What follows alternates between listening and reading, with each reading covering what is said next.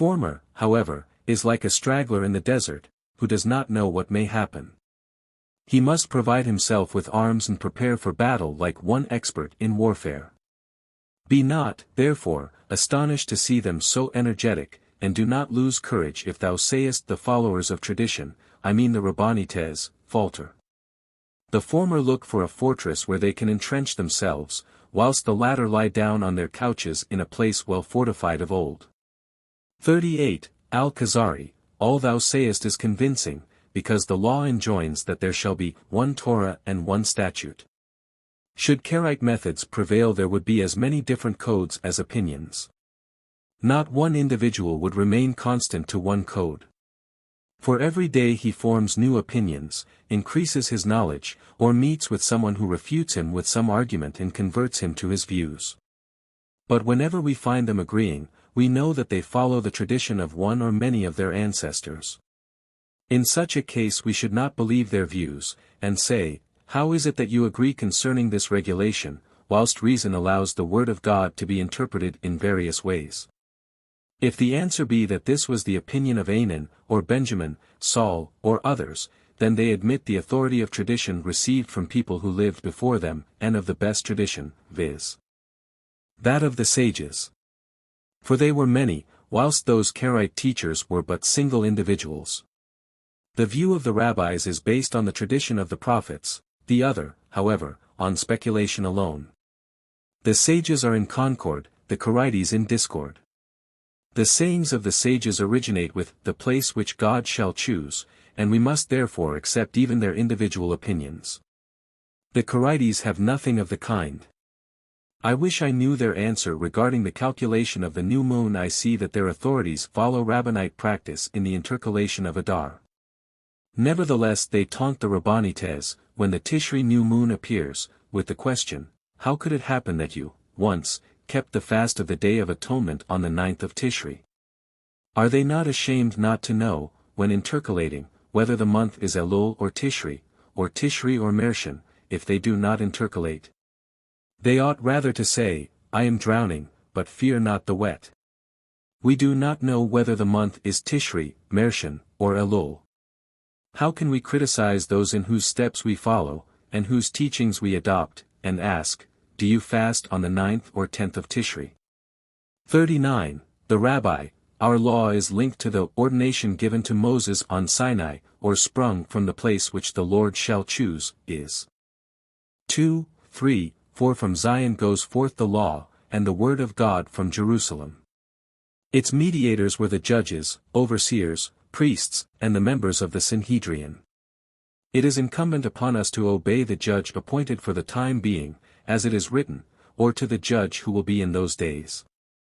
And thou shalt inquire, and they shall tell thee the sentence of judgment, and thou shalt do according to the word which they tell thee. From the place which the Lord shall choose. And thou shalt take heed to do according to all they teach thee. Deuteronomy 17. 9 Sqq. Further, the man who doeth presumptuously not to listen to the priest. This man shall die, and thou shalt remove the evil from thy midst. Disobedience to the priest or judge is placed on a par with the gravest transgressions, in the words, thou shalt remove the evil from thy midst. This concludes with the words, and all the people shall hear and fear, and do no more presumptuously. This refers to the time when the order of the temple service and the Sanhedrin, and the sections, of the Levites, who completed the organization, were still intact, and the divine influence was undeniably among them either in the form of prophecy or inspiration, as was the case during the time of the Second Temple. Among these persons no agreement or convention was possible.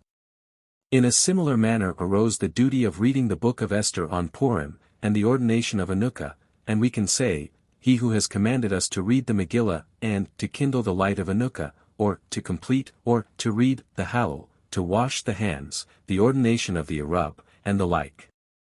Had our traditional customs arisen after the exile, they could not have been called by this name, nor would they require a blessing, but there would be a regulation or rather a custom. The bulk of our laws, however, derives its origin from Moses, as an ordination given to Moses from Sinai. This also explains how a people obtained during 40 years sufficient food and clothing, in spite of their large number. Moses was with them, and the Shekinah did not forsake them, giving them general as well as special laws. Is it not absurd to assume that they refrained from inquiring occasionally into the details, and handing down their explanations and subdivisions? Take the verse, "And I will make known the laws of God and his statutes," Exodus 18:16, which is supplemented by the other, "For this is your wisdom and understanding in the eyes of the nations, which shall hear all these laws, and they will say, Surely this great nation is a wise and understanding people." Dut. 4:6. He who wishes to gainsay this verse may look at the Khazari, but he who desires to confirm it, let him behold the branches of knowledge embodied in the Talmud, which form only a small portion of the natural, metaphysical, mathematical, and astronomical studies, in which the sages indulged. He will, then, see that they deserve praise above all nations for their learning. Some of our laws originate, in certain circumstances mentioned before, from the place which the Lord shall choose. Prophecy lasted about 40 years of the Second Temple. Jeremiah, in his prophetic speeches, commended the people of the Second Temple for their piety, learning, and fear of God, chapter 29. 10 SQQ. If we did not rely on men like these, on whom should we rely? We see that prescriptions given after Moses' death became law. Thus Solomon hallowed, the middle of the court, 1 Kings 8:64 square, slaughtered sacrifices on a place other than the altar, and celebrated the feast 7 days and 7 days. David and Samuel appointed the order of the temple choir, which became a fixed law. Solomon added to the sanctuary built in the desert, and omitted from it. Ezra imposed the tax of 1/3 of a shekel on the community of the Second Temple, nay. X 33. A stone paving was put in the place of the ark, hiding it behind a curtain, because they knew that the ark had been buried there. 40. Al Khazari, how could this be made to agree with the verse, "Thou shalt not add thereto, nor diminish from it"? Deuteronomy 13:1-41. The rabbi, this was only said to the masses, that they should not conjecture and theorize, and contrive laws according to their own conception, as the Khazarites do. They were recommended to listen to the post-Mosaic prophets, the priests and judges, as it is written, "I will raise them up a prophet. And he shall speak unto them all that I shall command him." Deuteronomy 18:18. With regard to the priests and judges, it is said that their decisions are binding. The words, "You shall not add," etc., refer to that which I commanded you through Moses and any prophet from among thy brethren, who fulfills the conditions of a prophet. They further refer to regulations laid down in common by priests and judges from the place which thy Lord shall choose. For they have divine assistance, and would never, on account of their large number, concur in anything which contradicts the law. Much less likelihood was there of erroneous views, because they had inherited vast learning, for the reception of which they were naturally endowed. The members of the Sanhedrin, as is known by tradition, had to possess a thorough acquaintance with all branches of science. Prophecy had scarcely ceased, or rather the Bath Call, which took its place. Now, suppose we allow the Karaite interpretation of the sentence from the morrow of the Sabbath till the morrow of the Sabbath, Leviticus 23:11, 15, 16, to refer to the Sunday. But we reply that one of the judges, priests, or pious kings, in agreement with the Sanhedrin and all sages, found that this period was fixed with the intention of creating an interval of 50 days between the first fruits of the harvest of barley and the harvest of wheat, and to observe 7 weeks, which are 7 complete Sabbaths. The first day of the week is only mentioned for argument's sake in the following manner: should the day of putting the sickle to the corn be a Sunday, you count till Sunday. From this we conclude that should the beginning be on a Monday, we count till Monday. The date of putting the sickle, from which we count, is left for us to fix. This was fixed for the second day of Passover, which does not contradict the Torah, since it originated with the place which the Lord shall choose, on the conditions discussed before. Perhaps this was done under the influence of divine inspiration. It was quite possible, and it saves us from the confusion of those who endeavor to cause confusion. 42. Al Khazari, with these broad and irrefutable declarations thou hast cut off, O Rabbi, some minor points which I had in my mind to urge on behalf of the Karaite interpretation, by which I hope to silence thee. 43. The Rabbi, if the general principles are obvious to thee, do not mind minor details. The latter are often subject to error, and owing to their wide ramification, know no bounds, and lead astray those who regard them from different points of view. A person who is convinced of the justice of the Creator and his all-embracing wisdom will pay no attention to apparent cases of injustice on earth, as it is written, if thou sayest the oppression of the poor and violent perverting of judgment and justice in a province, marvel not at the matter. Ekl v. 1.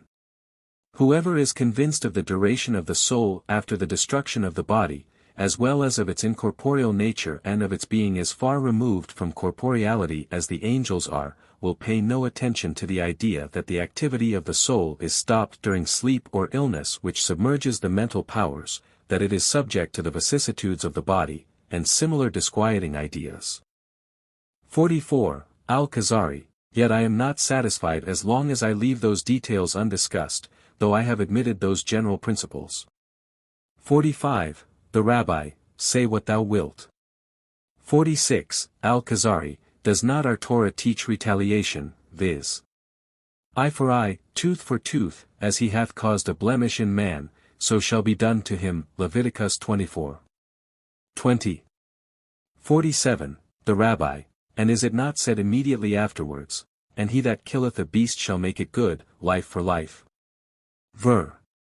18, cf 21.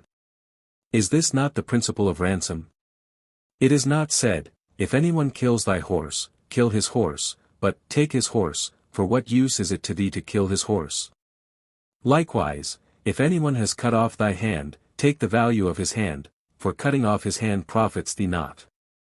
The sentence, wound for wound and stripe for stripe, Exodus 21. 25, embodies ideas antagonistic to common sense. How can we determine such a thing? One person may die from a wound, whilst another person may recover from the same. How can we gauge whether it is the same? How can we take away the eye of a one-eyed person in order to do justice to a person with two eyes, when the former would be totally blind, the latter still have one eye? The Torah teaches, as he hath caused a blemish in man, so shall be done to him. What further need is there to discuss these details, when we have just set forth the necessity of tradition, the truthfulness, loftiness, and religious zeal of traditionists? 48. Al Khazari, for all that, I am surprised that you observe the regulations of religious purity. 49. The Rabbi, impurity and holiness are contradictory ideas, one cannot be thought of without the other. Without holiness we should not know the signification of impurity. Impurity means that the approach to holy objects, hallowed by God, is forbidden to the person so affected. Such would be priests, their food, clothing, offering, sacrifices, the holy house, etc. In the same way the ideas of holiness include something which forbids the person connected with it to approach many ordinary objects. This chiefly depends on the vicinity of the Shekinah, which we now lack entirely. The prohibition which still holds good, of cohabiting with a woman in her period or after confinement has nothing to do with impurity, but is an independent divine law. The practice we observe to keep aloof from them as much as possible is but a restriction and hedge to prevent cohabitation. The regulations of impurity proper cease to exist for us, because we live in an unclean land and in unclean air, especially as we move about among graves, vermin, lepers, persons affected with issue, corpses, etc.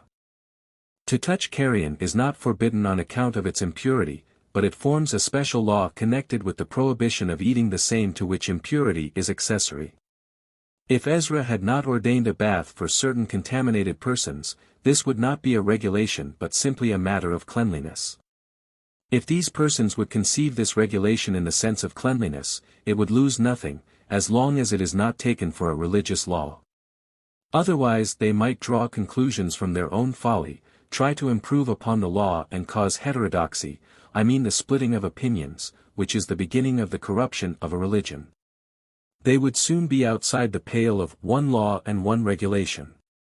Whatever we might allow ourselves in matters of touching even repulsive things, is out of proportion to the Khazari's, schismatic views, which might cause us to find in one house 10 persons with as many different opinions. Were our laws not fixed and confined in unbreakable rules, they would not be secure from the intrusion of strange elements and the loss of some component parts, because argument and taste would become guiding principles. The Karaite would have no compunction in using the implements of idolatry, such as gold, silver, frankincense and wine. Indeed, death is better than this. On the other hand, he would abstain from using parts of the pig, even for purposes of medicine, although this is in reality one of the lighter transgressions, and only punished with 40 stripes.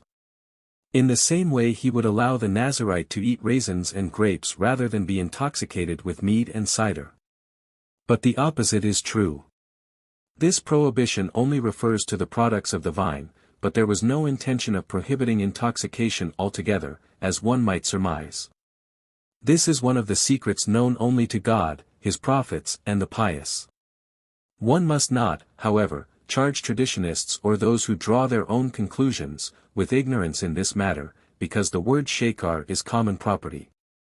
They have a tradition that the wine and strong drink, Leviticus x:8, mentioned in connection with the priests includes all kinds of intoxication, whilst the same words in the case of the Nazirite only refer to the juice of grapes.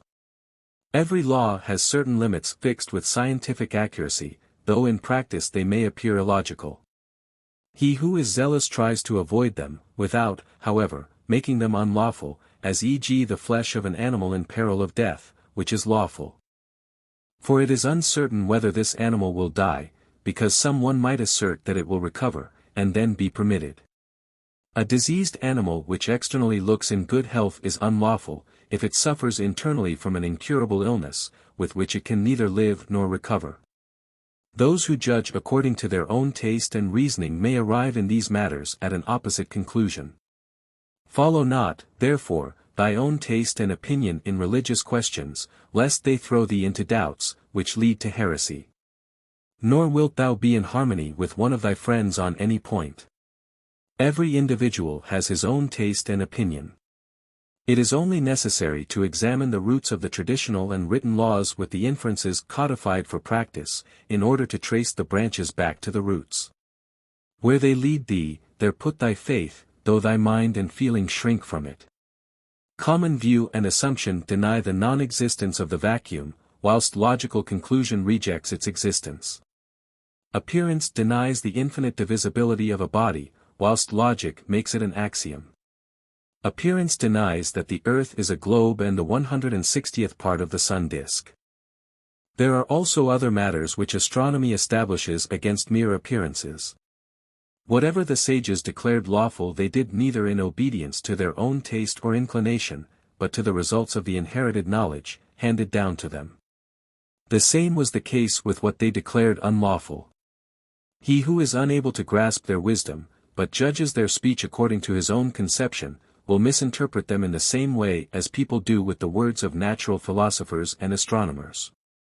Whenever they settle the limits of the code, and explain what is lawful or unlawful in strictly juridical deduction, they indicate apparently unseemly points. They consider it revolting to eat the flesh of a dangerously sick animal, or to gain money by means of legal trickery, or to travel on the Sabbath with the assistance of the Arab, or to render certain marriages lawful in a cunning manner, or to undo oaths and vows by circumvention, which may be permitted according to the paragraph of the law, but is devoid of any religious feeling. Both, however, are necessary together, for, if one is guided by the legal deduction alone, more relaxation would crop up than could be controlled. If, on the other hand, one would neglect the legalized lines which form the fence round the law, and would only rely on religious zeal, it would become a source of schism, and destroy everything. 50. Al Kuzari, if this be so, I willingly admit that the Rabbinite who unites these 2 points of view is superior to the Karaite both in theory and practice. He would also perform his religious duties cheerfully, because they are handed down to him by trustworthy authorities who derived their knowledge from God. However far a Karaite's zeal may lead him, his heart will never be satisfied, because he knows that his zeal is but based on speculation and reasoning. He will never be sure whether his practice is God-pleasing. He is also aware that there are among the Gentiles some who are even more zealous than he. Now I wish to ask thee concerning the Arub, which is one of the licenses of the law of Sabbath. How can we make lawful a thing which God has forbidden by means so paltry and artificial? 51. The Rabbi, heaven forbid that all those pious men and sages should concur in untying one of the knots of the divine law. Their intention was to make it tighter, and therefore they said, build a fence round the law. Part of this is the rabbinic prohibition of carrying things out of private to public ground or vice versa, a prohibition not of Mosaic origin. In constructing this fence they introduced this license, to prevent their religious zeal ranking with the Torah, and at the same time to give people some liberty in moving about. This liberty was gained in a perfectly lawful way and takes the form of the Arub, which marks a line between what is entirely legal, the fence itself, and the secluded part inside the latter. 52. Al Khazari, this is enough for me. Yet I cannot believe that an Arub is strong enough to restore a connection between two areas. 53. The Rabbi, in this case the whole law is inefficient in thy opinion. Dost thou consider the release of money, property, persons, and slaves valid by assuring the right of property or last will? Likewise the divorce of a woman, or a second marriage, after having been single, by means of the formula, write, sign and hand her the letter of divorce, or her singleness after having been married? All these matters depend upon a ceremony or a formula and are laid down in the third book of Moses. The leprosy of a garment or house, officially, depends upon the declaration of clean or unclean by a priest. The holy character of the tabernacle was subject to its being erected by Moses and anointed with the anointing oil. The consecration of the priests depended upon the initiatory sacrifices and wave offerings, that of the Levites upon purifying and wave offerings. Unclean persons were purified by means of water of separation, number 19, to which were added ashes of the red heifer, hyssop, and scarlet. The redemption of a house required 2 birds, Leviticus 14. 49. All these ceremonies, the remission of sins on the Day of Atonement, the cleansing of the sanctuary from impurities by means of the he-goat of Azazel, with all accompanying ceremonies, the blessing of Israel through Aaron's uplifted hands and the reciting of the verse, "The Lord bless thee," upon every one of these ceremonies the divine influence rested. Religious ceremonies are, like the work of nature, entirely determined by God, but beyond the power of man. Formations of nature are, as thou canst see, composed of accurately measured proportions of the 4 elements. A trifle renders them perfect and gives them their proper animal or plant form. Every mixture receives the shape beseeming it, but can also lose it through a trifle. The egg may be spoiled by the slight accident of too much heat or cold, or a movement, and become unable to receive the form of a chicken which otherwise the hen achieves by sitting on it 3 weeks. Who, then, can weigh actions upon which the divine influence rests, save God alone? This is the error committed by alchemists and necromancers. The former thought, indeed, that they could weigh the elementary fire on their scales, and produce what they wished, and thus alter the nature of materials, as is done in living beings by natural heat which transforms food into blood, flesh, bone and other organs. They toil to discover a fire of the same kind, but are misled by accidental results of their experiments, not based on calculation, just in the same manner as the discovery was made that from the planting of seed within the womb man arises. When those necromancers heard that the appearance of the divinity from Adam down to the children of Israel was gained by sacrifices, they thought it was the result of meditation and research, that the prophets were but deeply learned persons who accomplished these wonders by means of calculation. Then they, on their part, were anxious to fix sacrifices to be offered up at certain times and astrological opportunities, accompanied by ceremonies and burning of incense which their calculations prescribed. They even composed astrological books and other matters the mention of which is forbidden. Beside these, the adepts of magic formulas, having heard that a prophet had been spoken to in this or that manner, or had experienced a miracle, imagined that the words were the cause of the miracle. They, therefore, endeavor to accomplish a similar feat. The artificial is not like the natural. Religious deeds are, however, like nature. Being ignorant of their designs, one thinks it but play till the results becomes apparent. Then one praises their guide and mover, and professes belief in him. Suppose thou hast heard nothing of cohabitation and its consequences, but thou feelest thyself attracted by the lowest of female organs. If thou considerest the degradation of a woman's surrender, or the ignominy of surrendering to a woman, thou wouldst say wonderingly, this is as vain as it is absurd. But when thou sayest a being like thyself born of a woman, then dost thou marvel and notice that thou art one of the preservers of mankind created by God to inhabit the earth. It is the same with religious actions fixed by God. Thou slaughterest a lamb and smearest thyself with its blood, in skinning it, cleaning its entrails, washing, dismembering it and sprinkling its blood. Then thou arrangest the wood, kindlest the fire, placing the body on it. If this were not done in consequence of a divine command, thou wouldst think little of all these actions and believe that they estrange thee from God rather than bring thee near to him. But as soon as the whole is properly accomplished, and thou sayest the divine fire, or dost notice in thyself a new spirit, unknown before, or sayest true visions and great apparitions, thou art aware that this is the fruit of the preceding actions, as well as of the great influence with which thou hast come in contact. When arrived at this goal, care not that thou must die. Thy death is but the decay of thy body, whilst the soul, having reached this step, cannot descend from it nor be removed. This will shew thee that the approach to God is only possible through the medium of God's command, and there is no road to the knowledge of the commands of God except by way of prophecy, but not by means of speculation and reasoning. There is, however, no other connection between us and these commands except truthful tradition. Those who have handed down these laws to us were not a few sporadic individuals, but a multitude of learned and lofty men nearly approaching the prophets. And if the bearers of the law had only been the priests, Levites, and the 70 elders, the chain beginning with Moses himself would never have been interrupted. 54. Al Khazari, I only know that the people of the Second Temple forgot the Torah, and were ignorant of the law of Sukkah till they found it written. A similar thing happened with the law that an Ammonite shall not enter the congregation of God, Deuteronomy 23. 3. With regard to these 2 points it is said, they found written. Nay 8, 4, 13. 1. This proves that they had lost the knowledge of the law. 55. The Rabbi, if this be so, we are today more learned and erudite than they, since we think we know the Torah. 56. Al Khazari, that is what I say.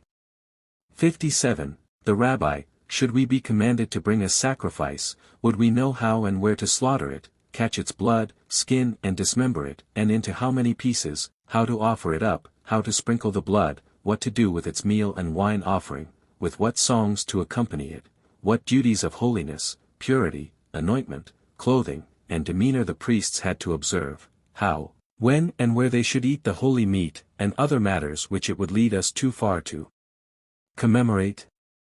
58. Al Khazari, we cannot know this without a priest or prophet.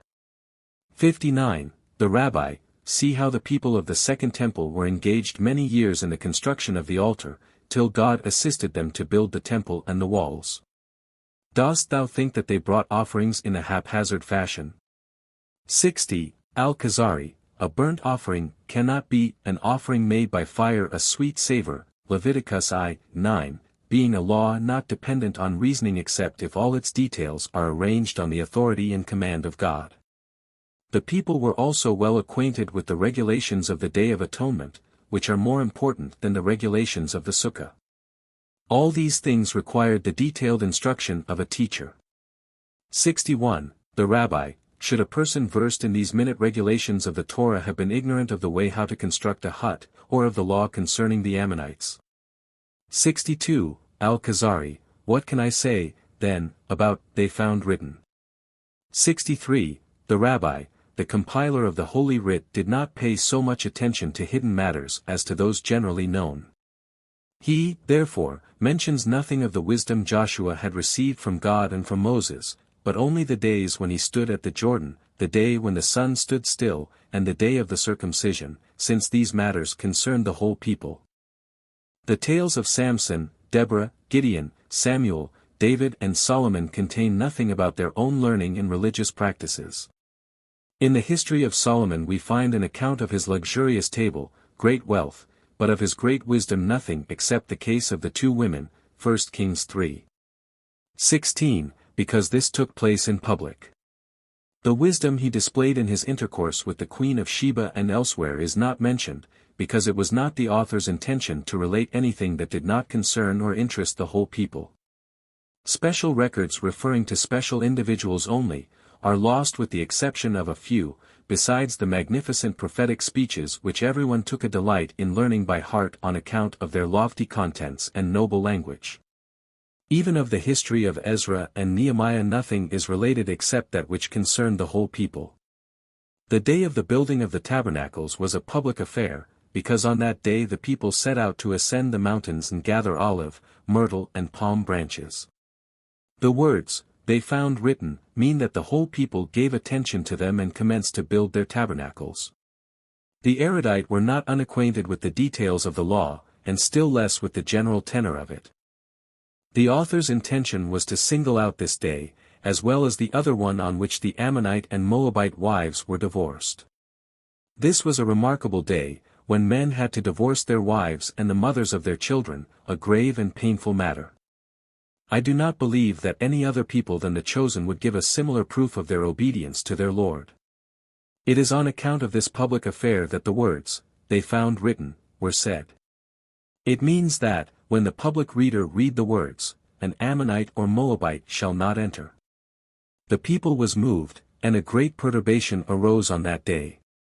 64. Al Khazari, give me an example of the manner of tradition which proves its verity. 65. The Rabbi, prophecy lasted about 40 years during the Second Temple among those elders who had the assistance of the Shekinah from the First Temple.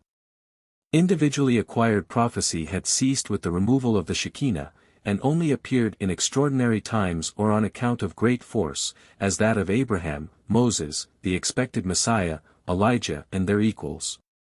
In them the Shekinah found a worthy abode, and their very existence helped their contemporaries to gain the degree of prophecy. The people, after their return, still had Haggai, Zechariah, Ezra and others. 40 years later these prophets were succeeded by an assembly of sages, called the men of the Great Synod. They were too numerous to be counted. They had returned with Zerubbabel and inherited their tradition from the prophets, as it is said, the prophets handed, the law, down to the men of the Great Synod, Abath, I. The next generation was that of the high priest Simon the Just and his disciples and friends. He was followed by Antigonos of Socho of great fame. His disciples were Awith Macron Dk and Bothas who were the originators of the sects called after them Sadduceans and Boethosians. The next was Jose b. Joezer, the most pious among the priests, 33 and Joseph b. J. with Macron and their friends. With regard to the former it was said, at the death of Jose b. Joezer the grapes ceased, as it is said, no grapes to eat, Mike 7:1, for no sin of his was known from his youth to his death. He was followed by Joshua b. Pere whose history is known. Among his disciples was Jesus the Nazarene, and Nittai of Arbela was his contemporary. After him came Judah b. Tobai and Simon b. Shta, with the friends of both. At this period arose the doctrine of the Quirites in consequence of an incident between the sages and King Janai who was a priest. His mother was under suspicion of being a profane woman. One of the sages alluded to this, saying to him, "Be satisfied, O King Janai, with the royal crown, but leave the priestly crown to the seed of Aaron." His friends prejudiced him against the sages, advising him to browbeat, expel, and scatter or kill them.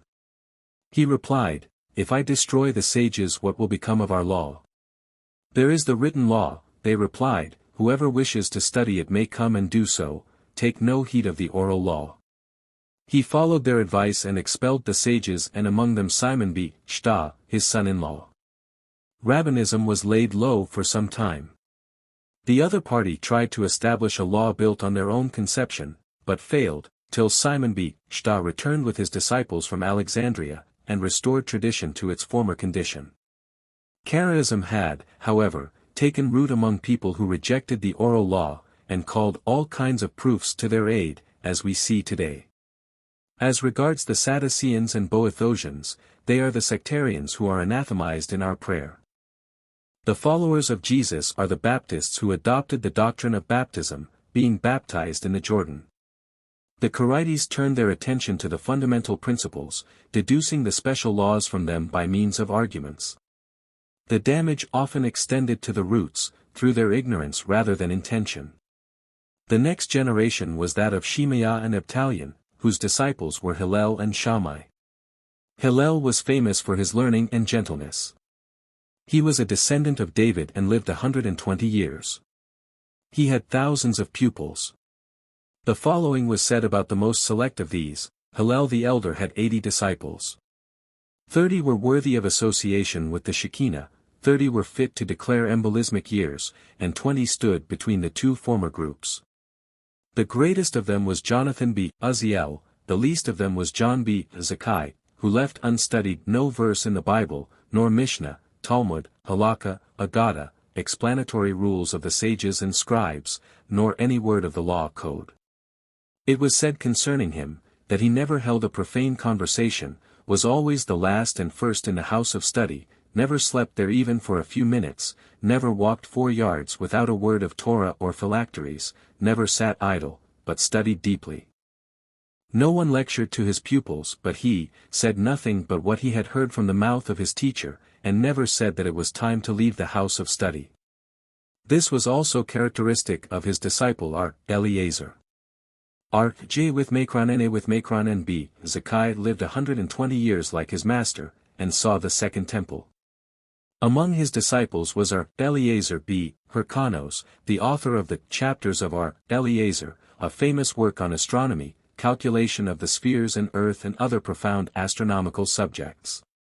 His pupil was Ishmael b. Elisha, the high priest. He is the author of the works entitled Hekaloth, Hakaroth Panim, and the Ma'ase Merkaba, because he was initiated in the secrets of this science, being worthy of a degree near prophecy. He is responsible for the following utterance: Once I entered, the Holy of Holiest, in order to burn the incense, and I saw Octerial Yah, the Lord of Hosts, etc. Another pupil of his was the famous Joshua, between whom and Rabban Gamaliel occurred the well-known affair, further Jose, and Eleazar b. Barak. Of the last named it was said, if all sages of Israel were placed on one scale and Eleazar b. Barak on the other, he would outweigh them, beside those famous men and many sages, priests and Levites whose calling was the study of the law. There flourished undisturbed in the same period the 70 learned members of the Sanhedrin on whose authority officials were appointed or deposed. With reference to this it is told, Simon B.J. said, I heard from the mouth of the 70 elders on the day when Eliezer b. Azariah was appointed president of the academy. These 70 had 100 followers, the latter thousands, for 70 such accomplished men can best be selected from hundreds standing beneath them, and so on by degrees. In the next generation after the destruction of the temple, there lived Akiba and Tarfon and Jose of Galilee with their friends.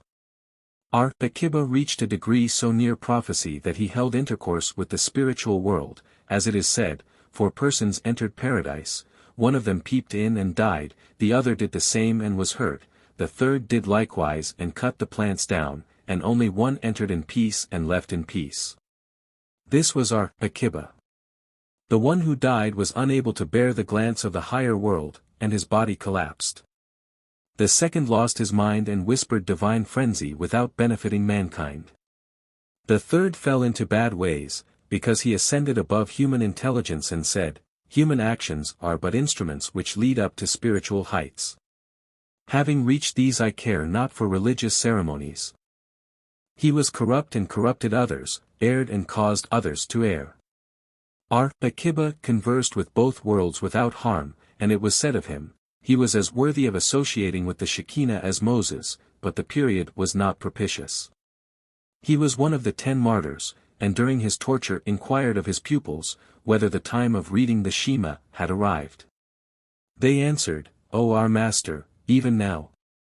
All my days, he answered, I endeavored to practice the words, with all thy heart and all thy soul, even if it costs thee thy life.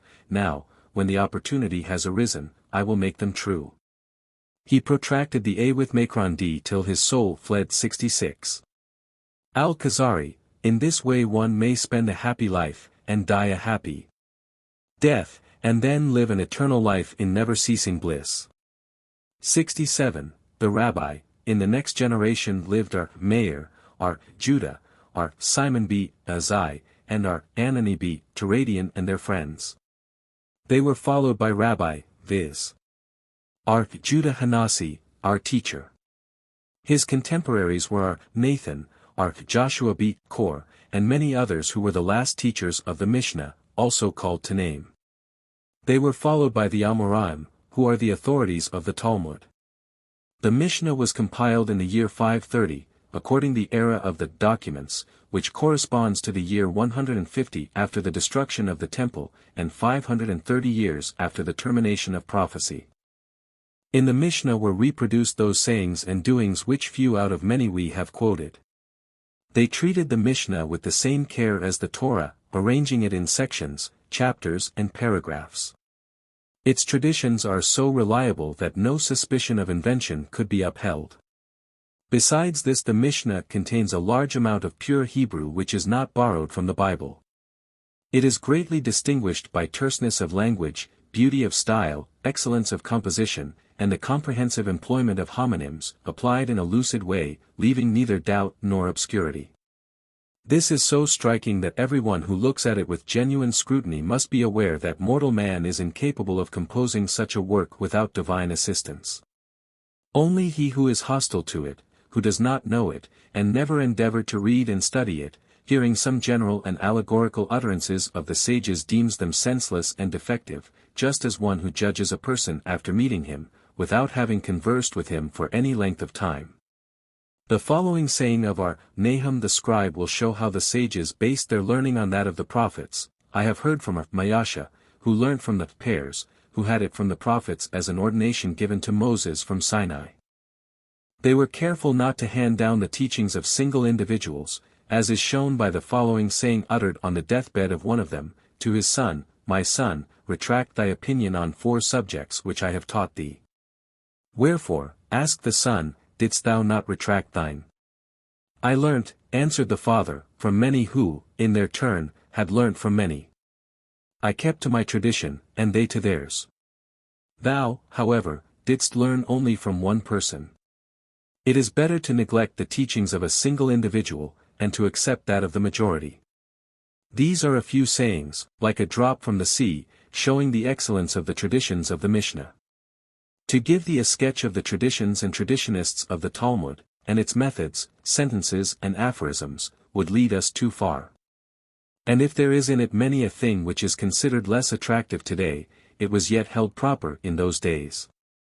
68. Al Khazari, indeed, several details in their sayings appear to me inferior to their general principles. They employ verses of the Torah in a manner without regard to common sense. One can only say that the application of such verses once for legal deductions, another time for homiletic purposes, does not tally with their real meaning. Their agadas and tales are often against reason. 69. The Rabbi, didst thou notice how strictly and minutely the comments on the Mishnah and Bereitha are given? They speak with a thoroughness and lucidity which do equal justice both to the words and meaning of them. 70. Al Khazari, I am well aware to what perfection they brought the art of dialectics, but this is an argument which cannot be refuted. 71. The Rabbi, may we assume that he who proceeds with so much thoroughness should not know as much of the contents of a verse as we know?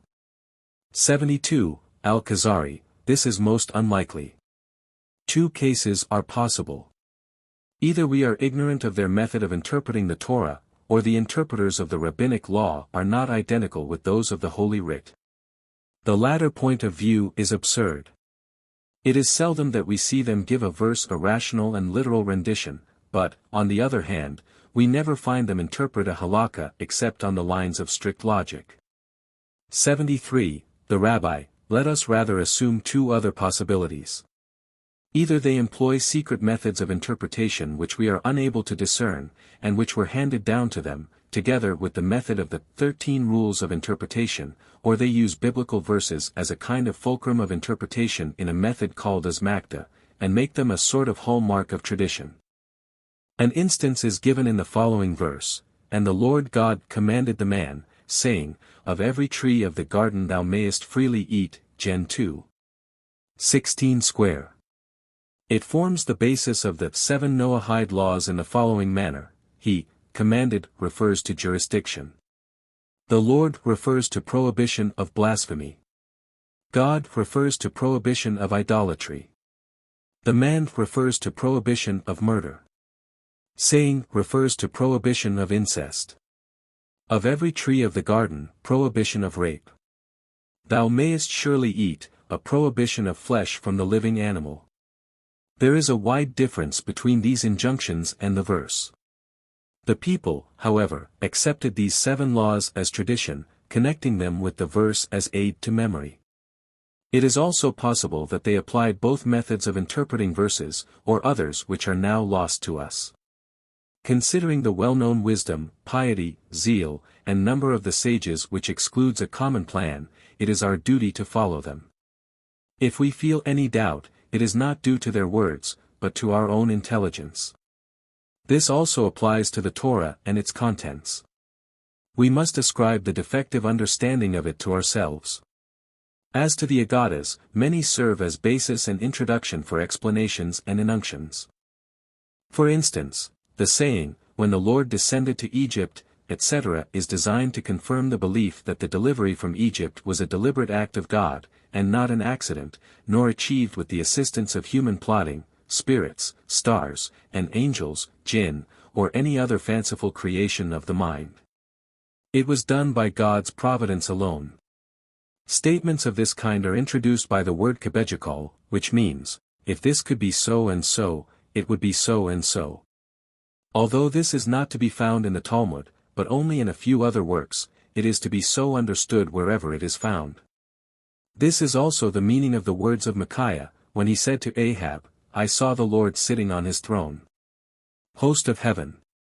And the Lord said, Who shall persuade Ahab? And there came forth a spirit," etc. 1 Kings 22:19 SQQ. As a matter of fact, all that he intended conveying was, "Behold, the Lord has put a lying spirit in the mouth of all these prophets." Verses of this kind serve as a fulcrum and induction, rendering a subject eloquent, apposite, and showing that it is based on truth. To the same category belong tales of visions of spirits, a matter which is not strange in such pious men. Some of the visions they saw were the consequence of their lofty thoughts and pure minds, others were really apparent, as was the case with those seen by the prophets. Such is the nature of the Bath call, often heard during the time of the Second Temple, and regarded as ranking next to prophecy and the divine voice. Do not consider strange what our Ishmael said, "I heard a voice cooing like a dove," etc., for the histories of Moses and Elijah prove that such a thing is possible, and when a true account is given, it must be accepted as such. In a similar sense we must take the words, "Woe unto me that I have destroyed my house," Gen 6, which is of the same character as, "And it repented the Lord. And it grieved him at his heart." Other rabbinic sayings are parables employed to express mysterious teachings which were not to be made public. For they are of no use to the masses, and were only handed over to a few select persons for research and investigation, if a proper person suitable one in an age, or in several could be found. Other sayings appear senseless on the face of them, but that they have their meaning, becomes apparent after but a little reflection. The following is an instance. 7 things were created prior to the world: paradise, the Torah, the just, Israel, the throne of glory, Jerusalem, and the Messiah, the son of David. This is similar to the saying of some philosophers, "The primary thought includes the final deed." It was the object of divine wisdom in the creation of the world to create the Torah, which was the essence of wisdom, and whose bearers are the just, among whom stands the throne of glory and the truly righteous, who are the most select, viz. Israel, and the proper place for them was Jerusalem, and only the best of men, viz. The Messiah, son of David, could be associated with them, and they all entered paradise. Figuratively speaking, one must assume that they were created prior to the world. Seemingly against common sense is also the saying, 10 things were created in the twilight, viz. The opening of the earth, the opening of the spring, the mouth of the she-ass, etc., as otherwise the Torah were out of harmony with nature. Nature claims to pursue its regular course, whilst the Torah claims to alter this regular course. The solution is that ordinary natural phenomena are altered within natural limits, since they had been primarily fixed by the divine will, and clearly laid down from the 6 days of creation. I will not deny, O King of the Khazars, that there are matters in the Talmud of which I am unable to give thee a satisfactory explanation, nor even bring them in connection with the whole. These things stand in the Talmud through the conscientiousness of the disciples, who followed the principle that even the commonplace talk of the sages requires study. They took care to reproduce only that which they had heard from their teachers, striving at the same time to understand everything they had heard from their masters. In this they went so far as to render it in the same words, although they may not have grasped its meaning. In this case they said, "Thus have we been taught and have heard." Occasionally the teacher concealed from his pupils the reasons which prompted him to make certain statements. But the matter came down to us in this form, and we think little of it, because we do not know its purport. For the whole of this relates to topics which do not touch on lawful or unlawful matters. Let us not therefore trouble about it, and the book will lose nothing if we consider the points discussed here. 74. Al Khazari, thou hast pleased me greatly, and strengthened my belief in tradition. Now I should like to learn something of the scientific pursuits of the sages. But previously give me a discourse on the names of God. On this subject thou canst speak at greater length. Part 4.1. The Rabbi, Elam is a term signifying the ruler, or governor of the world, if I allude to the possession of the whole of it, and of a portion, if I refer to the powers either of nature or the spheres, or of a human judge. The word has a plural form, because it was so used by Gentile idolaters, who believed that every deity was invested with astral and other powers. Each of these was called Eloah, their united forces were therefore called Elohim. They swore by them, and behaved as if bound to abide by their judgments. These deities were as numerous as are the forces which sway the human body and the universe. Force is a name for any of the causes of motion. Every motion arises from a force of its own, to the exclusion of other forces. The spheres of the sun and moon are not subject to one force, but to different ones. These people did not take into account the prime power from which all these forces emanated, because they did not acknowledge its existence. They asserted that the sum total of these forces was styled Eloah, just as the sum total of the forces which control the human body was called soul. Or they admitted the existence of God, but maintained that to serve him was of no use.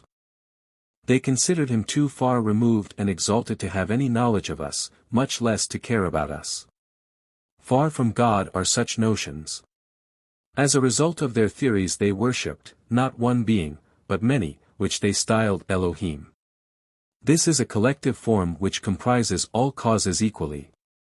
A more exact and more lofty name is to be found in the form known as the Tetragrammaton. This is a proper noun, which can only be indicated by attributes, but has no location, and was formerly unknown. If he was commonly styled Elohim, the Tetragrammaton was used as special name.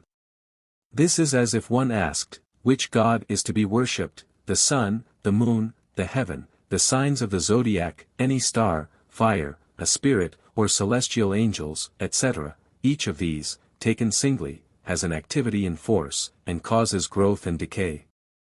The answer to this question is, the Lord, just as if one would say, be, or a proper name, as Reuben or Simeon, supposing that these names indicate their personalities. 2. Al Khazari, how can I individualize a being, if I am not able to point to it, and can only prove its existence by its actions? 3. The rabbi. It can be designated by prophetic or visionary means. Demonstration can lead astray. Demonstration was the mother of heresy and destructive ideas. What was it, if not the wish to demonstrate, that led the dualists to assume two eternal causes? And what led materialists to teach that the sphere was not only eternal, but its own primary cause, as well as that of other matter? The worshippers of fire and sun are but the result of the desire to demonstrate. There are differences in the ways of demonstration, of which some are more extended than others. Those who go to the utmost length are the philosophers, and the ways of their arguments led them to teach of a supreme being which neither benefits nor injures, and knows nothing of our prayers, offerings, obedience, or disobedience, and that the world is as eternal as he himself. None of them applies a distinct proper name to God, except he who hears his address, command, or prohibition, approval for obedience, and reproof for disobedience. He bestows on him some name as a designation for him who spoke to him, and he is convinced that he is the creator of the world from naught. The first man would never have known him if he had not addressed, rewarded and punished him, and had not created Eve from one of his ribs. This gave him the conviction that this was the creator of the world, whom he designated by words and attributes, and styled Lord. Without this he would have been satisfied with the name Elohim, neither perceiving what he was, nor whether he was a unity or many, whether he was cognizant of individuals or not. Cain and Abel were made acquainted with the nature of his being by the communications of their father as well as by prophetic intuition. Then Noah, Abraham, Isaac and Jacob, Moses and the prophets called him intuitively Lord, as also did the people, having been taught by tradition that his influence and guidance were with men. His influence also being with the pious, they comprehended him by means of intermediaries called glory, Shekinah, dominion, fire, cloud, likeness, form, the appearance of the bow, etc. Ezekiel 28. For they proved to them that he had spoken to them, and they styled it, glory of God. Occasionally they addressed the holy ark by the name of God, as it is written, Rise up, O Lord, Num, X, 35, 36, when they made a start, and return, O Lord, when they halted, or, God is gone up with a shout, the Lord with the sound of the trumpet, PS 47. 6. With all this only the ark of the Lord is meant. Sometimes the name Lord was applied to the connecting link between God and Israel, as it is written, Do not I hate them, O Lord, that hate thee? PS 66, 21. By haters of the Lord are meant those who hate the name, or covenant, or the law of God. For there exists no connection between God and any other nation, as he pours out his light only on the select people. They are accepted by him, and he by them. He is called the God of Israel, whilst they are the people of the Lord, and the people of the God of Abraham. Even supposing some nations had followed him and worshipped him, their conversion being the result of hearsay and tradition, yet where do we find his acceptance of them and his connection with them, his pleasure in their obedience, his anger for their disobedience? We see them left to nature and chance by which their prosperity or misfortune are determined, but not by an influence which proves to be of divine origin alone. Thus also we alone are meant in the words, So the Lord alone did lead him, and there was no strange God with him, Deuteronomy 32. 12. The Tetragrammaton is a name exclusively employable by us, as no other people knows its true meaning. It is a proper name which takes no article, as is the case with Elohim in the form Elohim. It belongs, therefore, to the prerogatives by which we are distinguished. Although its meaning is hidden, the letters of which it is composed speak. For it is the letters Aleph, Wave and Yod which cause all consonants to be sounded, as no letter can be pronounced as long as it is not supported by one of these four, viz. A by Aleph, and U by Wave, and I by Yod. They form, so to speak, the spirit in the bodies of the consonants. The name O is like the Tetragrammaton, Exodus 3. 14, as to EHYEH, it can be derived from the latter name, or from the root Haya, and its tendency is to prevent the human mind from pondering over an incomprehensible but real entity. When Moses asked, And they shall say to me, What is his name? The answer was, why should they ask concerning things they are unable to grasp? In a like manner the angel answered, Why askest thou thus after my name, seeing it is secret? Judges 13:18, say to them Aya, which means, I am that I am, the existing one, existing for you whenever you seek me. Let them search for no stronger proof than my presence among them, and name me accordingly. Moses therefore answered, Aya has sent me to you. God had previously given a similar proof to Moses in the words, Certainly I will be with thee, and this shall be a token unto thee, etc. Exodus 3:12, viz. That I have sent thee, and am with thee everywhere. This is followed by a similar phrase, viz. The God of your fathers, the God of Abraham, the God of Isaac and the God of Jacob, persons known to have been favored by the divine influence perpetually. As regards the terms, Elohim, it is a designation for the fact that all creative forces are depending upon God, who arranges and guides them. Lord of Lords has the same meaning. El is derived from Ialuth, being the source of the forces, of nature, but exalted above them. The expression, who is like unto thee among the Elim, is, therefore, permissible, placing El into the plural form. Holy expresses the notion that he is high above any attribute of created beings, although many of these are applied to him metaphorically. For this reason Isaiah heard an endless, holy, holy, holy, which meant that God is too high, too exalted, too holy, and too pure for any impurity of the people in whose midst his light dwells to touch him. For the same reason Isaiah saw him sitting upon a throne, high and lifted up. Holy is, further, a description of the spiritual, which never assumes a corporeal form, and which nothing concrete can possibly resemble. God is called, the Holy One of Israel, which is another expression for the divine influence connected with Israel himself and the whole of his posterity, to rule and guide them, but not to be merely in external contact with them. Not everyone who wishes is permitted to say, My God and Holy One, except in a metaphorical and traditional way. In reality only a prophet or a pious person with whom the divine influence is connected may say so. For this reason they said to the prophet, Pray to the Lord, thy God, 1 Kings 13:6. The relation of this nation to others was to have been like that of a king to ordinary people, as it is written, Holy shall ye be, for holy am I the Lord, your God, Leviticus 19:2. Adonai, spelt Aleph, Daleth, Nun, Yod points to something which stands at such an immeasurable altitude that a real designation is impossible. Indication is possible in one direction only. We can point to things created by him, and which form his immediate tools. Thus we allude to the intellect, and say that its seat is in the heart or brain. We also say, this, or that intellect. In reality we can only point to a thing enclosed by a space. Although all organs obey the intellect, they do so through the medium of the heart or brain, which are its primary tools, which are considered as the abode of the intellect. In a like manner we point to heaven, because it is employed to carry out the divine will directly, and without the assistance of intermediary factors. On the other hand we cannot point to compound objects, because they can only operate with the assistance of intermediary causes, and are connected with God in a chain-like manner. For he is the cause of causes.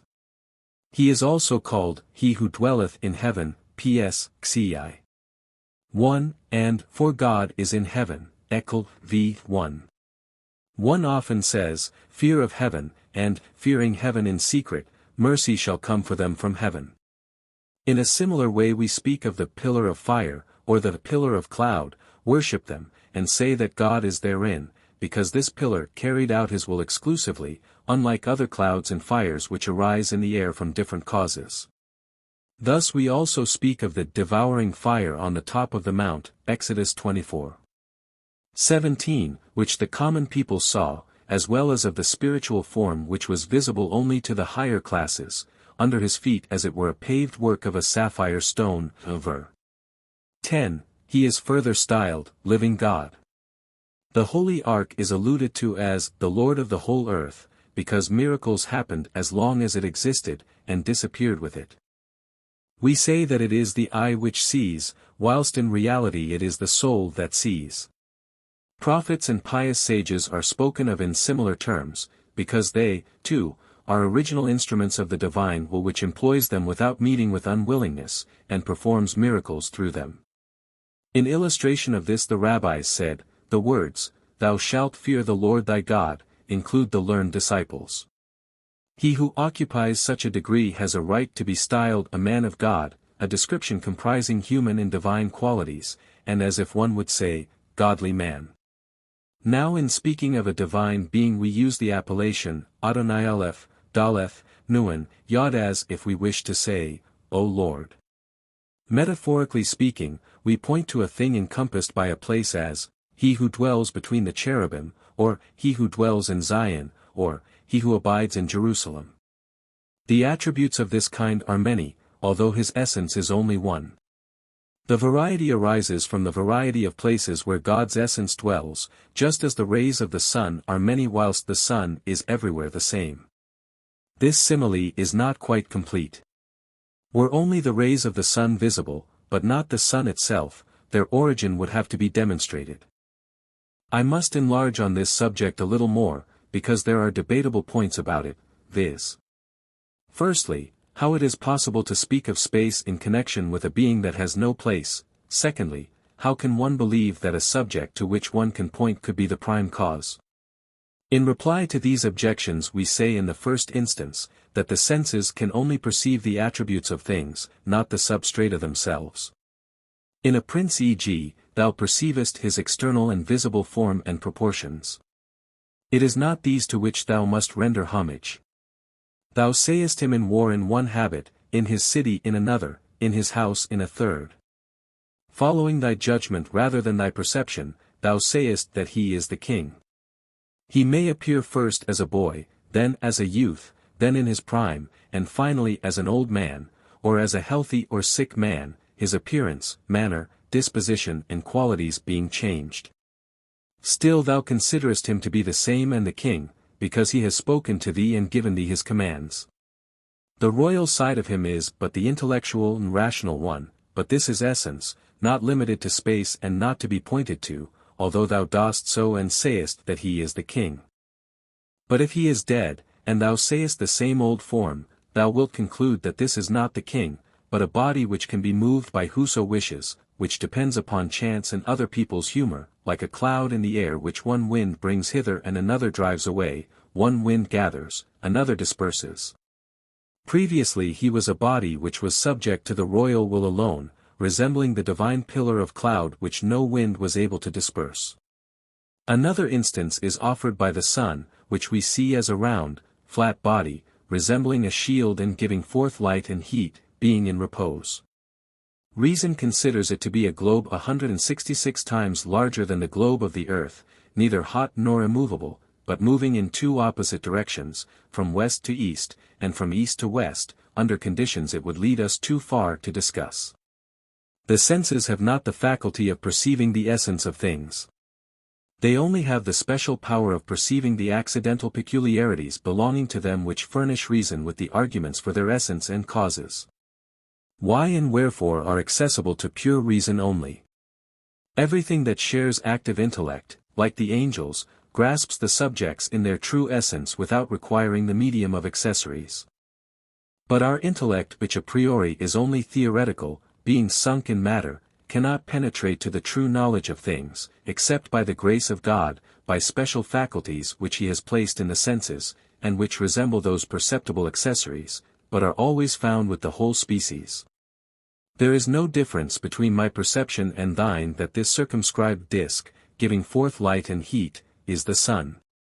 Should even these characteristics be denied by reason, this does no harm, because we can derive from it arguments for our purposes. Thus also a sharp-eyed person, looking for a camel, can be assisted by a weak-eyed and squinting one who tells him that he has seen 2 cranes at a certain place. The sharp-eyed person then knows that the other has only seen a camel, and that the weakness of his eyes made him believe that it was a crane, and his squint that there were 2 cranes. In this way the sharp-eyed person can make use of the evidence of the weak-eyed one, whilst he excuses his faulty description by his defective sight. A similar relation prevails between senses and imagination on one side, and reason on the other.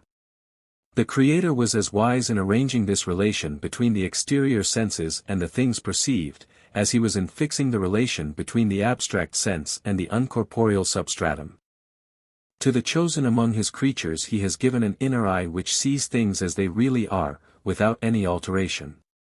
Reason is thus in a position to come to a conclusion regarding the true spirit of these things. He to whom this eye has been given is clear-sighted indeed. Other people who appear to him as blind, he guides on their way. It is possible that this eye is the power of imagination as long as it is under the control of the intellect. It beholds, then, a grand and awful sight which reveals unmistakable truths. The best proof of its truth is the harmony prevailing among the whole of this species and those sights. By this I mean all the prophets. For they witness things which one described to the other in the same manner as we do with things we have seen. We testify to the sweetness of honey and the bitterness of the colloquynth.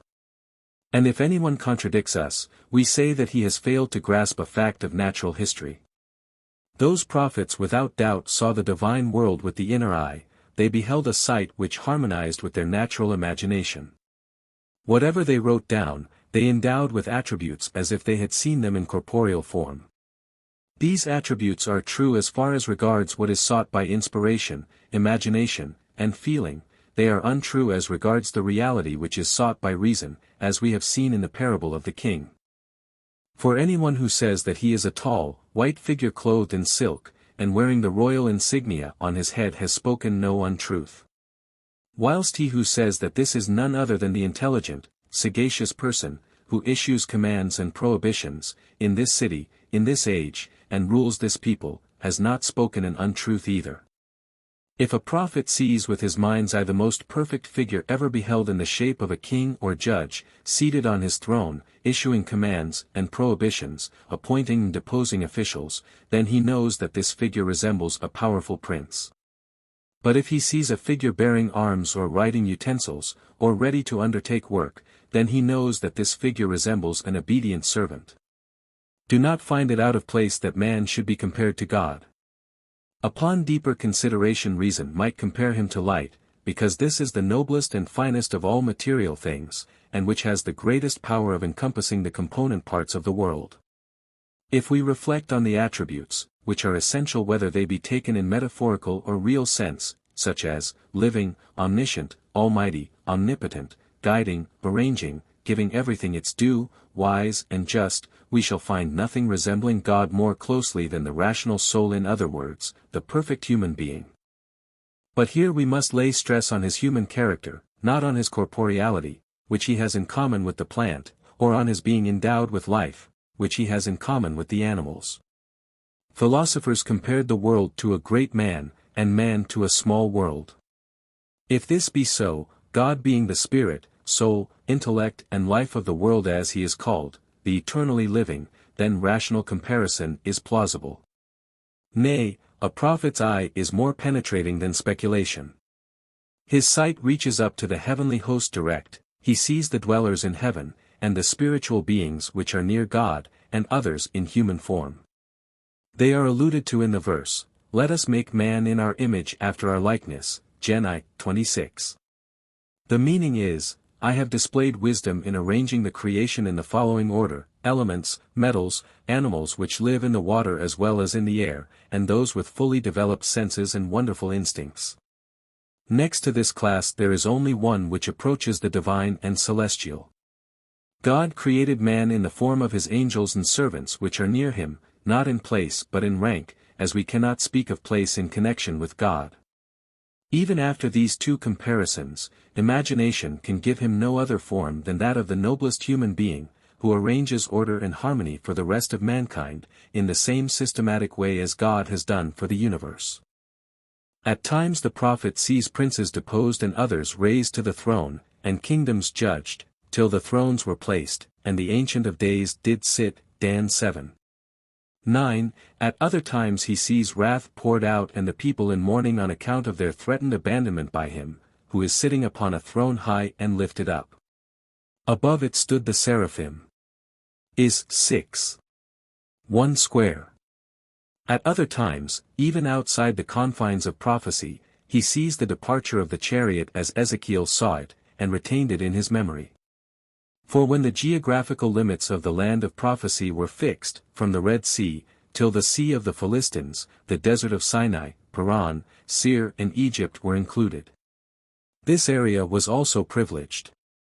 Whenever a person was found in it who fulfilled all the necessary conditions, these sites became distinctly visible to him, apparently, and not in dark speeches, just as Moses saw the tabernacle, the sacrificial worship, and the land of Canaan in all its parts, or in the scene when the Lord passed by before him. Elijah had a vision also within this area. These things, which cannot be approached by speculation, have been rejected by Greek philosophers, because speculation negatives everything the like of which it has not seen. Prophets, however, confirm it, because they cannot deny what they were privileged to behold with their mind's eye. Such a number of them, living as they did in various epochs, could not have acted upon some common understanding. These statements were borne out by contemporary sages who had witnessed their prophetic afflatus. Had the Greek philosophers seen them when they prophesied and performed miracles, they would have acknowledged them, and sought by speculative means to discover how to achieve such things. Some of them did, so especially Gentile philosophers. The name Adonai, spelt Aleph, Daleth, Nun, Yod, must be understood in a similar way, because of the idea of divine sovereignty which it conveys. We say, O my Lord, or, messengership of the Lord, which is another name for divine ordination. Some angels are only created for the time being from fine elementary corpuscles, others are lasting, and are perhaps those spiritual beings of which the prophets speak. We have neither to refute nor to adopt their views. Concerning the visions seen by Isaiah, Ezekiel, and Daniel, there is some doubt whether their objects were newly created, or of the number of those lasting spiritual beings. Glory of God is that fine substance which follows the will of God, assuming any form God wishes to show to the prophet. This is one view. According to another view, the glory of God means the whole of the angels and spiritual beings, as well as the throne, chariot, firmament, wheels, spheres, and other imperishable beings. All this is styled glory, just as a king's retinue is called his splendor. Perhaps that was what Moses desired, when he said, I beseech thee, shew me thy glory. God fulfilled his wish on the condition that he should not see his face which no mortal could endure, as he said, and thou shalt see my back parts, but my face shall not be seen. This includes the glory which the prophet's eye could bear, and there are things in its wake which even our eye can behold, as the cloud, and the devouring fire, because we are accustomed to see them. The higher degrees of these are so transcendental that even prophets cannot perceive them. He, however, who boldly endeavors to do so impairs his constitution, even as the power of sight is impaired. People with weak eyes only see by subdued light after sunset, like the bat. Weak-eyed people can only see in the shadow, but people with strong eyes can see in sunlight. No eye, however, can look into the bright sun, and he who attempts to do so is stricken with blindness. Such is the explanation of the glory of God, the angels of the Lord, and the Shekinah of the Lord, as they are called in the Bible. Occasionally they are applied to objects of nature, e.g., full is the whole earth of his glory, is 6. 6, or, his kingdom ruleth over all, p.s.c. 19, in truth, glory and kingdom do not become visible except to the pious, and the pure, and to the prophets who impart the conviction to the heretic that judgment and rule on earth belong to God, who knows every action of man. If this be so, it can truly be said, the Lord is King, and the glory of God shall be revealed. The Lord shall reign forever, thy God O Zion, unto all generations, say ye to Zion, thy God reigneth, the glory of the Lord is risen upon thee. Now thou wilt not reject everything that has been said concerning such verses as, the similitude of the Lord shall he behold, number 12. 8. They saw the Lord of Israel, nor Maaseh Merkabah and Shur Koma, because in the opinion of some interpreters the reverence of God is implanted in the human mind, as it is written, that his fear may be before your faces. For Al Khazari, if there be conviction in the mind that God's is the kingdom, the unity, omnipotence, and omniscience, and that everything is dependent upon him, he being dependent upon no one, then is not reverence and love for him a necessary consequence, without such anthropomorphisms. 5. The Rabbi, this is a doctrine of philosophers. We see that the human soul shows fear whenever it meets with anything terrible, but not at the mere report of such a thing. It is likewise attracted by a beautiful form which strikes the eye, but not so much by one that is only spoken of. Do not believe him who considers himself wise in thinking that he is so far advanced that he is able to grasp all metaphysical problems with the abstract intellect alone, without the support of anything that can be conceived or seen, such as words, writing, or any visible or imaginary forms. Sayest thou not that thou art not able even to collect the burden of thy prayer in thought alone, without reciting it? Neither canst thou reckon up to 100 without speaking, still less if this 100 be composed of different numbers. Were it not for the sensible perception which encompasses the organization of the intellect by means of similar sayings, that organization could not be maintained. In this way, prophets' images picture God's greatness, power, loving-kindness, omniscience, life, eternity, government, and independence, the dependence of everything on him, his unity, and holiness, and in one sudden flash stands revealed this grand and majestic figure with its splendor, its characteristics, the instruments which typify power, etc., the uplifted hand, the unsheathed sword, fire, wind, thunder and lightning which obey his behest, the word which goes forth to warn, to announce what has happened, and to predict. Many angels stand humbly before him, and he gives them according to their requirements without stint. He raises the lowly, humbles the mighty, and holds out his hand to the repentant, saying to them, who is conscious of a sin, shall repent. Jonah 3. 9. He is wroth with the wicked, deposes and appoints, whilst before him thousands minister unto him. Dan 7. 10. Such are the visions which the prophet sees in 1 second. Thus fear and love come to him naturally, and remain in his heart for the whole of his life. He even yearns and longs to behold the vision again and again. Such a repetition was considered a great event for Solomon, in the words, the Lord who has appeared to him twice, 1 Kings 11. 9. Will a philosopher ever achieve the same result? 6. Al Kuzari, that is impossible. Thinking is like narrating, but one cannot recount two things at the same time. Should this even be possible, no one who hears them, can absorb them simultaneously. The details of a country and of its inhabitants which it is possible to see in 1 hour would not find room in a large volume, whilst in 1 moment love or hatred of a country could enter my heart. If all this were read to me from a book it would not impress me so greatly, but would, on the contrary, confuse my mind, being mixed up with errors, fancies and previous impressions. And nothing would be completely clear. 7. The Rabbi, we are like those weak-eyed persons who cannot bear the brightness of the light. We, therefore, imitate the sharp-eyed who lived before us and were able to see. Now just as a person with sound eyes can only look at the sun, shew it to others and observe it from certain elevated spots, and at a certain hour of the day when it rises, so also he who may gaze at the divine light, has his times and places in which he can behold it. These times are the hours of prayer, especially on days of repentance, and the places are those of prophecy. 8. Al Khazari, I see, then, that thou dost admit the dominion of hours, days, and places, as the astrologers do. 9. The Rabbi, we cannot deny that the heavenly spheres exercise influence on terrestrial matters.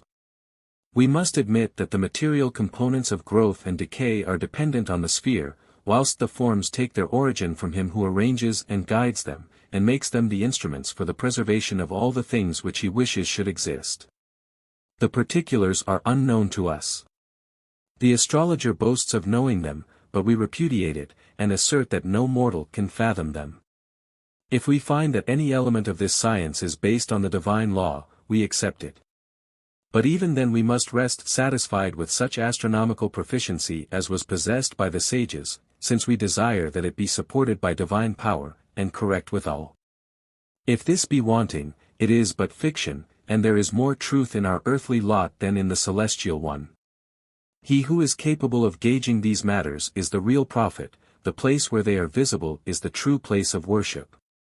For it is a divine place, and the law coming forth from it is the true religion. 10. Al Khazari, certainly, if later religions admit the truth, and do not dispute it, then they all respect the place, and call it the stepping stone of the prophets, the gate of heaven, the place of gathering of the souls, on the day of judgment.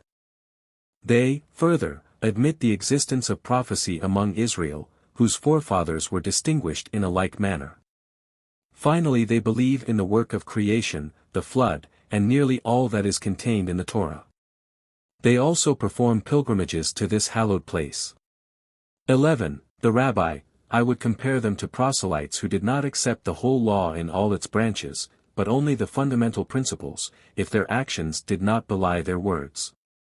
Their veneration of the land of prophecy consists chiefly in words, and at the same time they also revere places sacred to idols.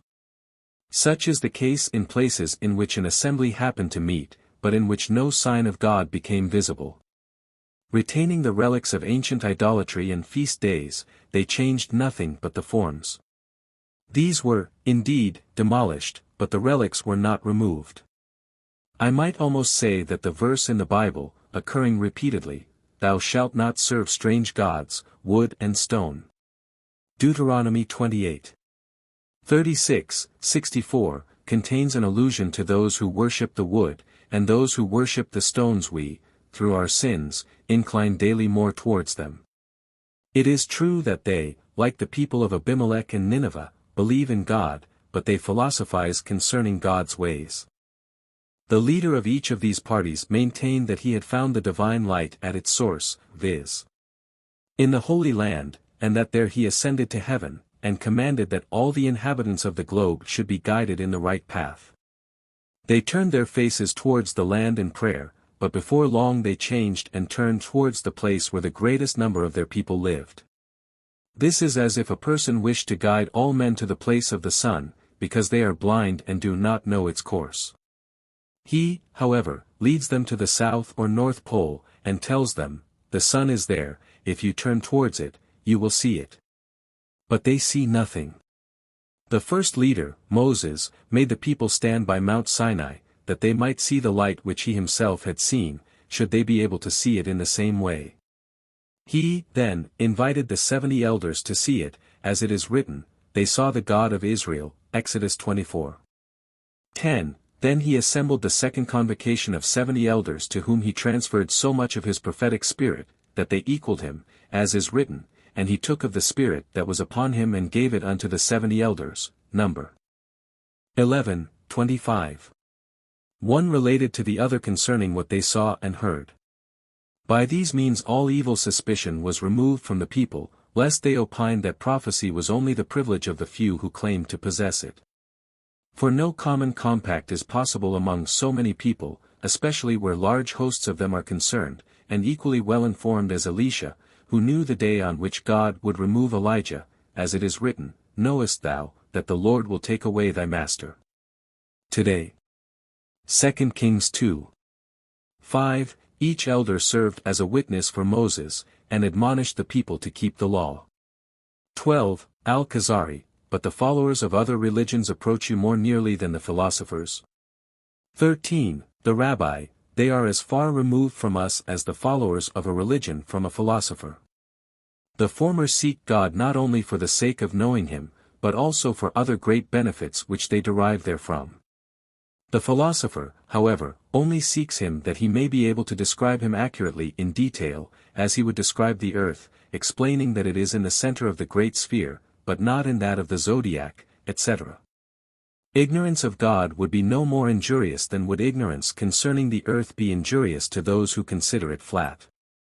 The real benefit is to be found only in the cognizance of the true nature of things, in order to resemble the active intellect. Be he believer or freethinker, it does not concern him, if he is a philosopher. His axiom is that, God will do no good, neither will he do evil, Zeph. I. 12. If he believes in the eternity of matter, he cannot assume that there was a time when it did not exist prior to its creation.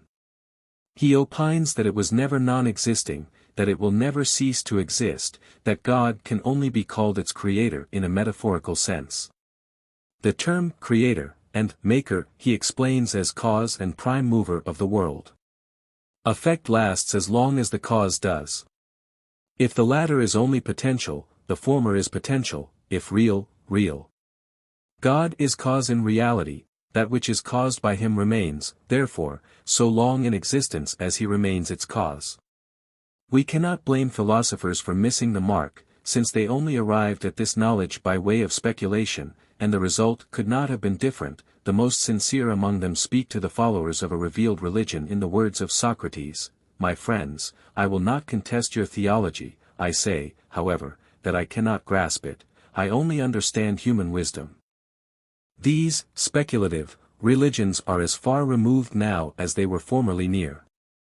If this were not so, Jeroboam and his party would be nearer to us, although they worshipped idols, as they were Israelites, inasmuch as they practiced circumcision, observed the Sabbath, and other regulations, with few exceptions, which administrative emergencies had forced them to neglect. They acknowledged the God of Israel who delivered them from Egypt, in the same way as did the worshippers of the golden calf in the desert. The former class is at best superior to the latter inasmuch as they prohibited images. Since, however, they altered the Qibla, and sought divine influence where it is not to be found, altering at the same time the majority of ceremonial laws, they wandered far from the straight path. 14. Al Khazari, a wide difference should be made between the party of Jeroboam and that of Ahab. Those who worship Baal are idolaters in every respect. In reference to this Elijah said, "If the Lord be God, follow him, but if Baal, follow him." 1 Kings 18:21. For this reason the sages are in a dilemma as to how Jehoshaphat could partake of Ahab's food. They have no such doubts concerning Jeroboam.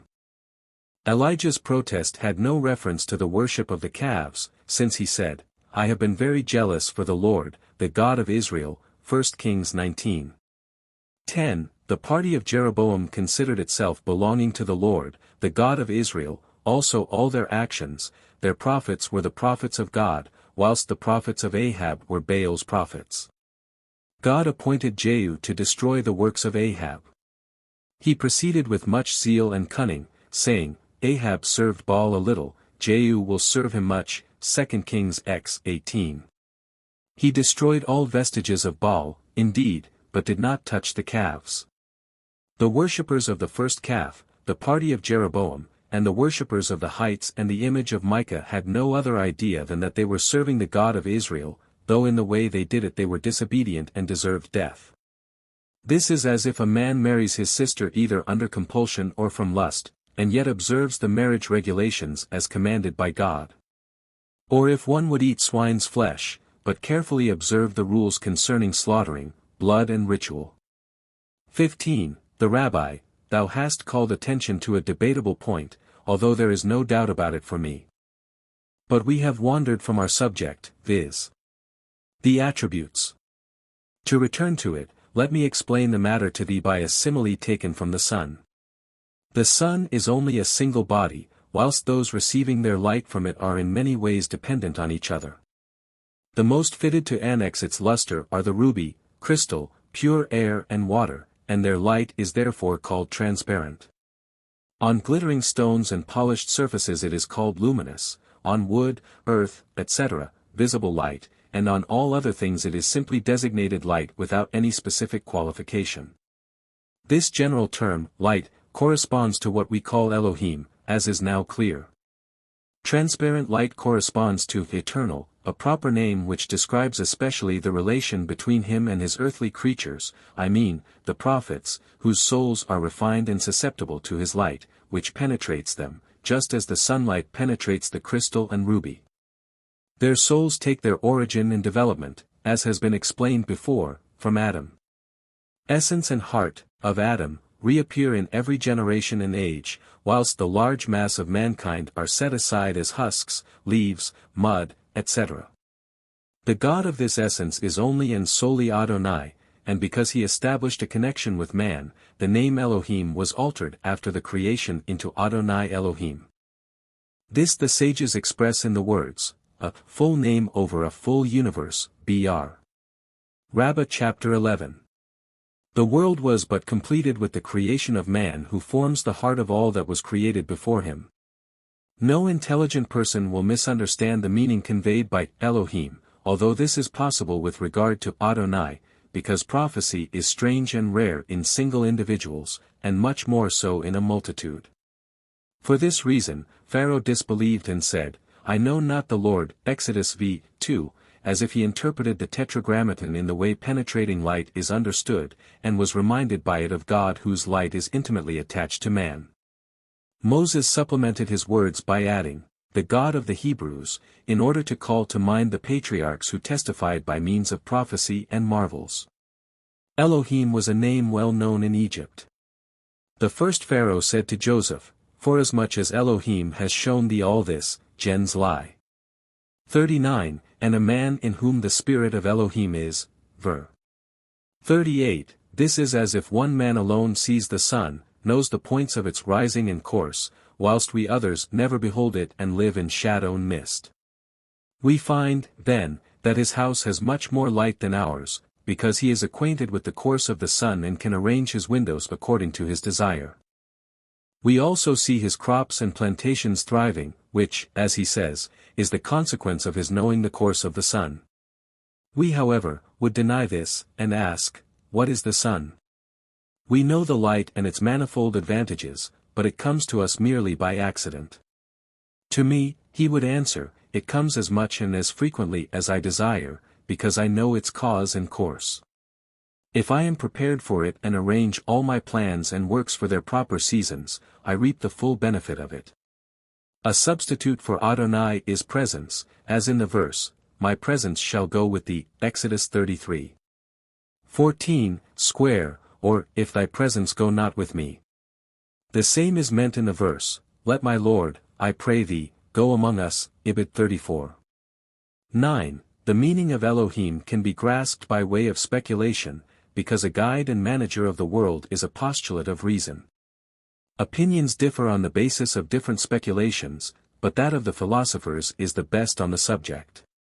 The meaning of Adonai, however, cannot be grasped by speculation, but only by that intuition and prophetic vision which separates man, so to speak, from his kind, and brings him in contact with angelic beings, imbuing him with a new spirit, as it is written, thou shalt be turned into another man, God gave him another heart, 1 Sam. X 6. 9. A spirit came over Amasai, 1 Chron 12. 18. The hand of the Lord was upon me, Ezek 37. 11. Uphold me with thy free spirit, P.S. Lee 14, all these circumscribe the Holy Spirit which enwraps the prophet in the hour of his ministry, the Nazarite, and the Messiah, when they are anointed for priesthood, or for the royal dignity by a prophet, or when God aids and strengthens him in any matter, or when the priest makes prophetic utterances by means of the mystic power derived from the use of the Urim and Thummim. Then all previous doubts concerning Elohim are removed, and man deprecates those speculations by means of which he had endeavored to derive the knowledge of God's dominion and unity. It is thus that man becomes a servant, loving the object of his worship, and ready to perish for his sake, because he finds the sweetness of this attachment as great as the distress in the absence thereof. This forms a contrast to the philosophers, who see in the worship of God nothing but extreme refinement, extolling him in truth above all other beings, just as the sun is placed on a higher level than the other visible things, and that the denial of God's existence is the mark of a low standard of the soul which delights in untruth. 16. Al Khazari, now I understand the difference between Elohim and Adonai, and I see how far the God of Abraham is different from that of Aristotle. Man yearns for Adonai as a matter of love, taste, and conviction, whilst attachment to Elohim is the result of speculation. A feeling of the former kind invites its votaries to give their life for his sake, and to prefer death to his absence. Speculation, however, makes veneration only a necessity as long as it entails no harm, but bears no pain for its sake.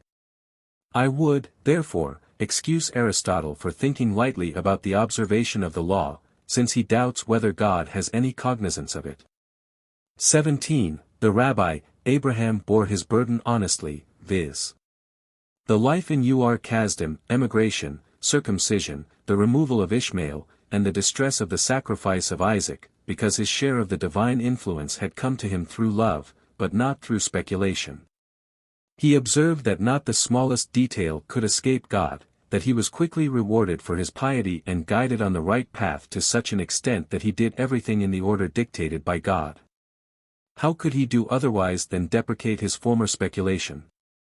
The sages explain the verse, and he brought him forth abroad, as meaning, give up thy horoscopy. That is to say, he commanded him to leave off his speculative researches into the stars and other matters, and to follow faithfully the object of his inclination, as it is written, taste and see that the Lord is good, P.S. 34:9. Adonai is, therefore, called rightly the God of Israel, because this view is not found among Gentiles. He is also called God of the land, because this possesses a special power in its air, soil and climate, which in connection with the tilling of the ground, assists in improving the species. He who follows the divine law, follows the representatives of this view. His soul finds satisfaction in their teachings, in spite of the simplicity of their speech and ruggedness of their similes. This is not the case with the instructions of philosophers, with their eloquence and fine teachings, however great the impressiveness of their arguments. The masses do not follow them, because the human soul has a presentiment of the truth, as it is said, the words of truth will be recognized. 18. Al Khazari, I see thee turning against the philosophers, attributing to them things of which just the opposite is known. Of a person who lives in seclusion and acts rightly, it is said, he is a philosopher, and shares the views of philosophers. Thou deprivest them of every good action. 19. The Rabbi, nay, what I told thee is the foundation of their belief, viz. That the highest human happiness consists in speculative science and in the conception by reason and thought of all intelligible matters. This is transformed into the active intellect, then, into emanating intellect, which is near the creative intellect without fear of decay. This cannot, however, be obtained except by devoting one's life to research and continual reflection, which is incompatible with worldly occupations. For this reason they renounced wealth, rank, and the pleasure of children, in order not to be distracted from study. As soon as man has become acquainted with the final object of the knowledge sought for, he need not care what he does. They do not fear God for the sake of reward, nor do they think that if they steal or murder they will be punished. They recommend good and dissuade from evil in the most admirable manner. And in order to resemble the Creator who arranged everything so perfectly, they have contrived laws, or rather regulations without binding force, and which may be overridden in times of need. The religious law, however, is not so except in its social parts, and the law itself sets down those which permit exceptions and those which do not. 20. Al Khazari, the light of which thou speakest has not gone out without hope of its being rekindled. It has completely disappeared, and no one is able to trace it. 21. The Rabbi, it is only extinguished for him who does not see us with an open eye, who infers the extinction of our light from our degradation, poverty and dispersion, and concludes from the greatness of others, their conquests on earth and their power over us, that their light is still burning. 22. Al Khazari, I will not use this as an argument, as I see two antagonistic religions prevailing, although it is impossible that the truth should be on two opposite sides. It can only be on one or on neither. I have explained to thee in connection with the verse, Behold my servant shall prosper, is Li. 13. That humility and meekness are evidently nearer to the divine influence than glory and eminence. The same is visible in these two religions. Christians do not glory in kings, heroes and rich people, but in those who followed Jesus all the time, before his faith had taken firm root among them. They wandered away, or hid themselves, or were killed wherever one of them was found, suffered disgrace and slaughter for the sake of their belief. These are the people in whom they glory, whose ministers they revere, and in whose names they build churches. In the same way did the helpers and friends of Islam bear much poverty, until they found assistance. In these, their humility and martyrdom do they glory, not in the princes who boasted of their wealth and power, but rather in those clad in rags and fed scantily on barley bread. Yet, O Jewish Rabbi, they did so in the utmost equanimity and devotion to God. Had I ever seen the Jews act in a like manner for the sake of God, would place them above the kings of David's house. For I am well aware of what thou didst teach me concerning the words, with him also that is of a contrite and humble spirit, is 57. 15, as well as that the light of God only rests upon the souls of the humble. 23, the Rabbi, thou art right to blame us for bearing degradation without benefit. But if I think of prominent men amongst us who could escape this degradation by a word spoken lightly, become free men, and turn against their oppressors, but do not do so out of devotion to their faith, is not this the way to obtain intercession and remission of many sins? Should that which thou demandest of me really ever take place, we should not remain in this condition. Besides this, God has a secret and wise design concerning us, which should be compared to the wisdom hidden in the seed which falls into the ground, where it undergoes an external transformation into earth, water and dirt, without leaving a trace for him who looks down upon it. It is, however, the seed itself which transforms earth and water into its own substance, carries it from one stage to another, until it refines the elements and transfers them into something like itself, casting off husks, leaves, etc., and allowing the pure core to appear, capable of bearing the divine influence. The original seed produced the tree bearing fruit resembling that from which it had been produced. In the same manner the law of Moses transforms each one who honestly follows it, though it may externally repel him. The nations merely serve to introduce and pave the way for the expected Messiah, who is the fruition, and they will all become his fruit. Then, if they acknowledge him, they will become one tree. Then they will revere the origin which they formerly dispersed, as we have observed concerning the words, Behold my servant prospers.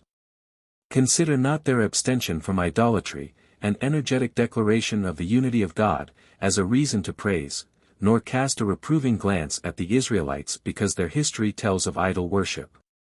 On the other hand, consider that many of the former incline towards heresy and endeavor to spread it, that they praise it in popular songs which are in everybody's mouth, and which are loud in asserting that there is no king who rules over the actions of man, none who rewards or punishes them, a doctrine never mentioned in connection with Israel.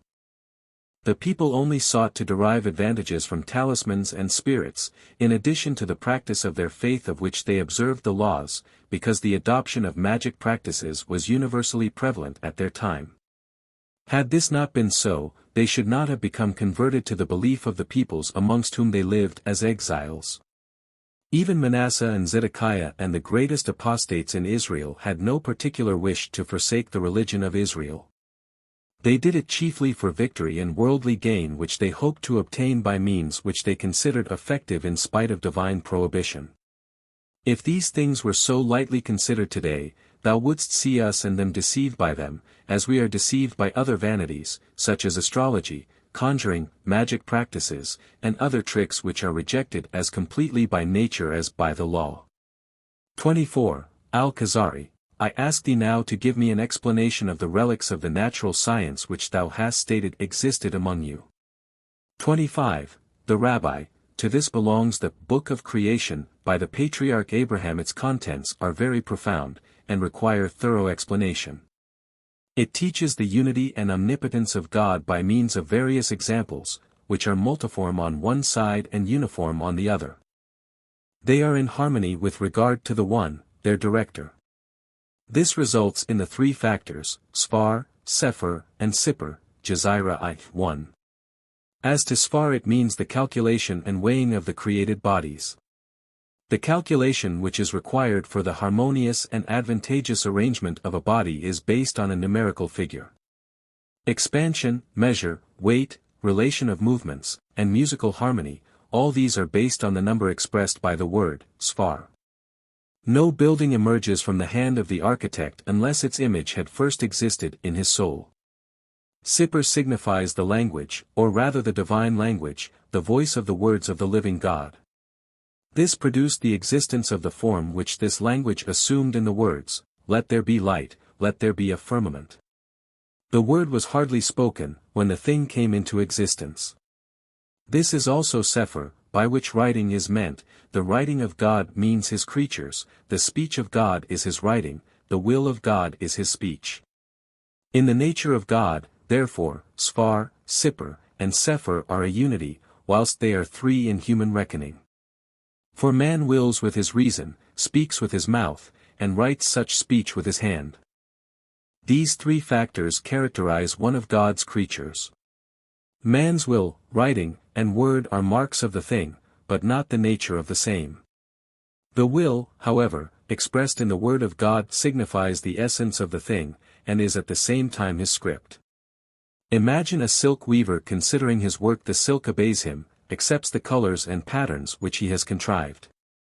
The garment therefore comes into existence by his will and design.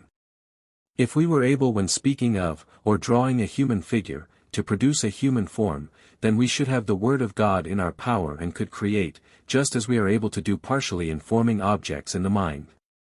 Spoken or written words have certain advantages over each other. In some cases the name fits the object exactly, in others less so.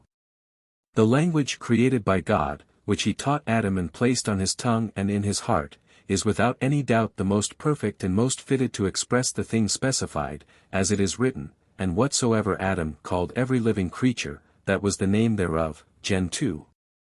19. This means that it deserved such name which fitted and characterized it. This shows the excellence of the holy tongue as well as the reason why the angels employed it in preference to any other. Writing is judged from a similar point of view. The shapes of the letters are not the result of accident, but of a device which is in harmony with the character of each letter. Thou shouldst not, now, deem it impossible that names and combinations of letters, whether spoken or written, have certain effects. In either case, calculation, viz. the thought of the pure, angelic soul precedes the act. Thus the three factors, Sfar, Sipper, and Sefer become a unity, and the calculation appears as if a being, endowed with a pure soul, had made, spoken, and written it. The book further states with regard to God, he created his world with three Sephira factors, Sfar, Sipper, and Sefer. In God's nature they are all one, but this one forms the beginning of the 32 miraculous and mysterious ways of the divine wisdom, composed of the 10 Sephiroth and the 22 letters, of the Hebrew alphabet. This points to the actuality of existing things and their differences with regard to quantity and quality. Quantity means a number. The mystery of the number is in the number 10, as is expressed in the passage, 10 Sephiroth without anything else, 10 and not 9, 10 and not 11, Ibid. 4-5. A deep secret lies in the fact that the counting stops at 10, neither more nor less. The next sentence, therefore, runs, understand judiciously and judge intelligently, examine and search them, mind, weigh, and consider, render everything lucid, and place the Creator in his sphere. Their measure is 10 in endless progression, Ibid 4-5. This is followed by a division as to quality. The 22 letters are divided into three groups, viz. 3 mothers, 7 double, 12 single, consonants. The 3 mothers are Aleph, Mem, Shin. They cover a great and profound secret, for from them emanate air, water, and fire by means of which the universe was created. The grouping of these consonants united with the order of the macrocosm and the microcosm, viz. Man, and the order of time into one line, called true witnesses, viz. Universe, soul, year. This also demonstrates that the one order is the work of a one master, who is God. And although things are multifarious and different from each other, their difference is the result of the difference of their material, which is partly of higher and partly lower order, and of impure or pure character. The giver of forms, designs and order, however, has placed in them all a unique wisdom, and a providence which is in complete harmony with this uniform order, and is visible in the macrocosm, in man, and in the arrangement of the spheres. It is this that is called the true witnesses of his oneness, viz. Universe, soul, year. This yields approximately the following table: 3 mothers in the universe: air, water, fire. In the soul, chest, belly, head. In the year, moisture, cold, heat. 7 double consonants: Beth, Gimel, Daleth, Kaf, Pe, Resh, Tav. In the universe, Saturnus, Jupiter, Mars, Sun, Venus, Mercury, Moon. 3 in the soul: wisdom, wealth, government, life, grace, progeny, peace. In the year, Sabbath, Thursday, Tuesday, Sunday, Friday, Wednesday, Monday. In the universe, Aries, Taurus, Gemini, Cancer, Leo, Virgo. In the soul, organs of sight, hearing, smelling, speaking, tasting, feeling. In the year, Nisan, Iyar, Sivan, Tammuz, Ab, Elul. 12 simple consonants. In the universe, Libra, Scorpio, Arsidenans, Caper, Amphora, Pisces. In the soul, organs of working, walking, thinking, being angry, of laughing, and sleeping. In the year, Tishri, Marheshwan, Kislev, Tevath, Shebat Adar. 1 upon 3, 3 upon 7, and 7 upon 12, Ibid 6. 3. All these organs have one spot in common, e.g. counseling kidneys, laughing spleen, angry liver, sleeping stomach. It cannot be denied that the kidneys have the faculty of giving good advice, as we know a similar circumstance to be connected with other organs. A eunuch is of weaker intelligence than a woman, both lack the beard and sound judgment. The spleen is called laughing because it is its nature to cleanse both blood and spirit from unclean and obscuring matter. If they are pure, cheerfulness and laughing arise. The angry liver is so termed on account of the gall which takes its origin from it. Stomach is the name for the digestive organs. The heart is not mentioned because it is the principal organ, neither are the diaphragm and the lung, because they serve the heart especially, but the rest of the body only incidentally, and were not originally so intended. The brain's task is to collect the different senses connected with it. The organs which are situated below the diaphragm have another secret, because they represent primary nature. The diaphragm separates the physical world from the animal one, just as the neck separates the animal world from the rational one, as Plato points out in the Timaeus. Primary matter originates in the physical world, and here is to be found the origin of existence. From here the seed is sent forth and the embryo produced out of the 4 elements. Here also God selected the parts which are used as offerings, viz. Fat, blood, the caul above the liver, and the 2 kidneys. He selected neither the heart, nor the brain, nor the lung, nor the diaphragm. This is a most profound secret, the lifting of which is prohibited. It is therefore taught, one should not examine the work of creation except under rare circumstances. The book says further, 7 double consonants, 6 planes for the 6 sides, and the holy temple placed in the middle. Blessed be he from his place, he is the place of the universe, but the universe is not his place, Ibid 4. 2. This is an allusion to the divine influence which unites the contrasts. The book compares him to the central point of a body, with 6 sides and 3 dimensions. As long as the center is not fixed, the sides cannot be fixed. Attention is further called to the relation between these and the power which bears the universe, and through which contrasts are united by eliciting comparisons between universe, soul, and year. To each of these a something is given which comprehends and arranges its component parts. The dragon in the universe is as a king on his throne, the sphere in the year is as a king in the country, the heart in the soul is as a king in war, Ibid. 6. 2. Dragon is the name of the moon sphere, and is employed as an appellation for the world of reason, because things hidden and imperceptible by the senses are called dragon. The sphere relates to the ecliptic of the sun sphere, because it regulates the seasons of the year. The heart regulates the animal life, and directs its divisions. The meaning of the whole is that the wisdom visible in all 3 is one, and the divine influence is one, whilst the difference existing between them is based on the difference of matter. The authority ruling the spiritual world is compared to a king on his throne, whose commands, or even smallest hints, are obeyed by his servants, high and low, who know him, without any movement on his part or on theirs. When directing the spheres he is compared to the king in the country. For he must show himself at the borders in order that all parts should see him as a redoubtable and benevolent ruler. When controlling the animal world, he is compared to a king in war, who is swayed by contradictory feelings. He wishes success to his friends and defeat to his enemies. Wisdom, however, is one only. But the wisdom displayed in the spheres is not greater than in the smallest animals. The former, it is true, is of a higher class, because it consists of pure and lasting matter which cannot be destroyed except by its creator, whilst animals are made from a matter which is susceptible to contradictory influences, such as heat, cold, and others which affect its nature. Time would have destroyed them, had not Providence instituted the masculine and feminine principles in order to preserve the species, in spite of the decay of the individual. This is a consequence of the revolution of the sphere as well as of the rising and setting of the heavenly bodies. The book calls attention to this circumstance, and says that there is no physical difference between woman and man except certain external and internal organs. Anatomy teaches that the female genitals are but the inverted male ones. The book expresses this thus: man is Aleph Mem, Shin, woman is Aleph, Shin, Mem, Ibid 3.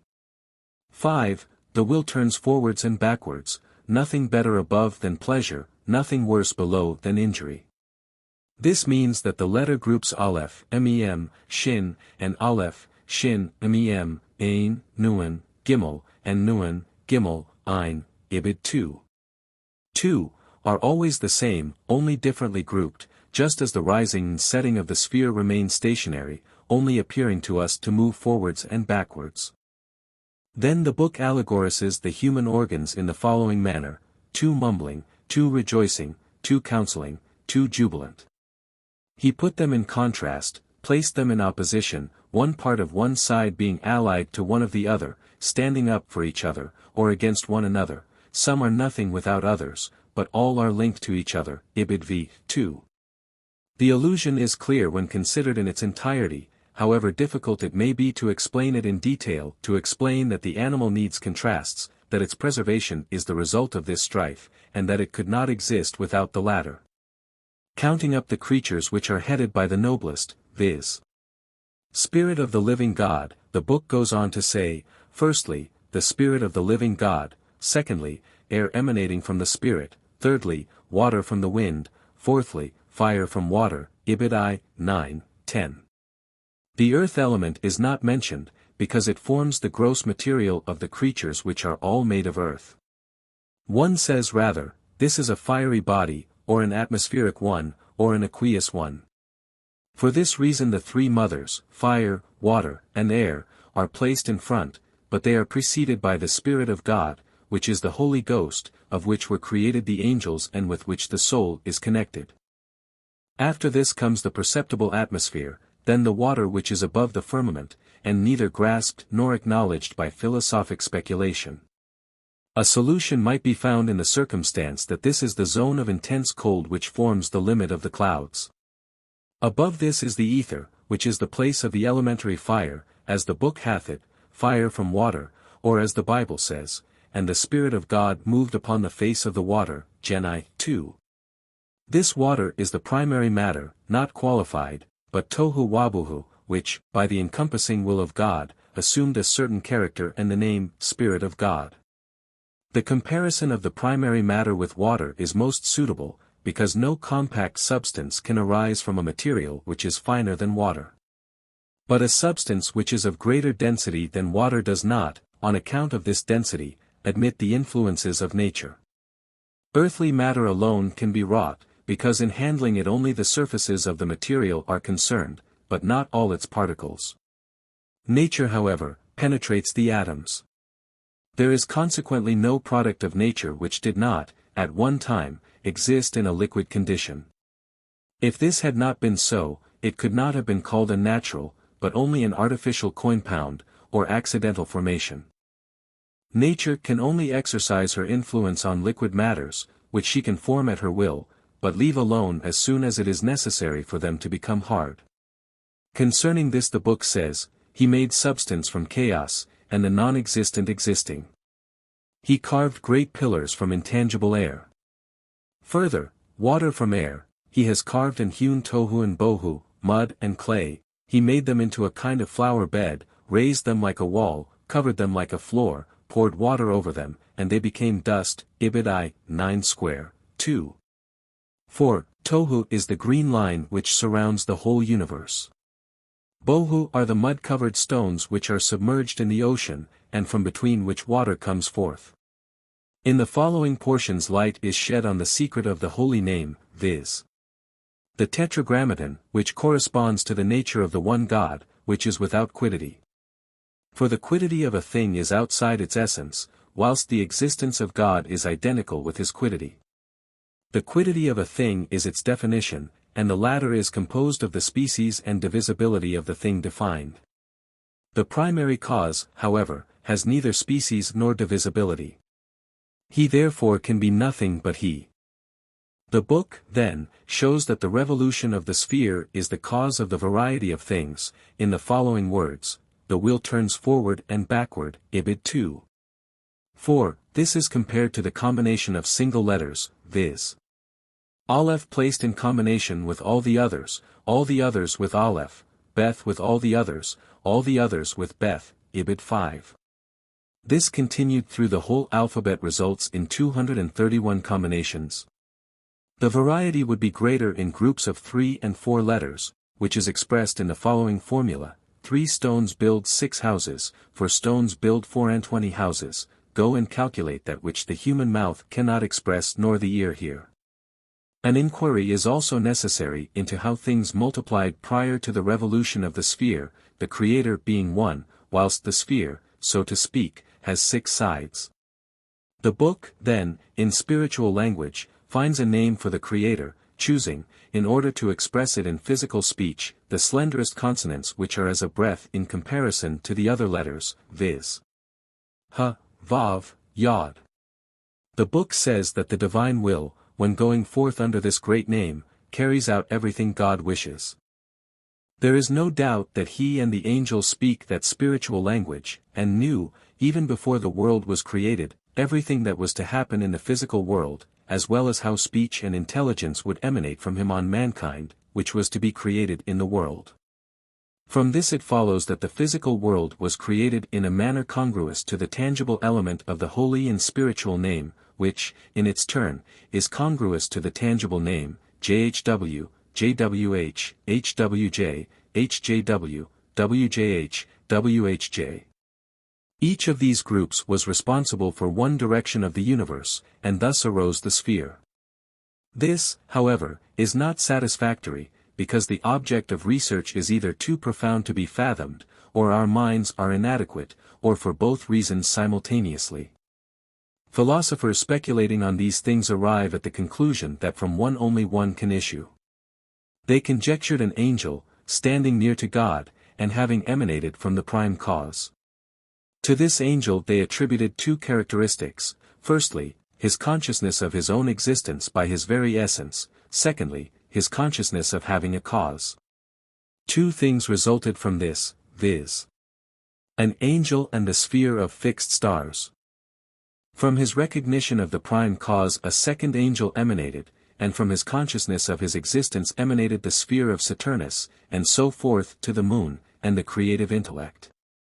People accepted this theory, and were deceived by it to such an extent, that they looked upon it as conclusive, because it was attributed to Greek philosophers.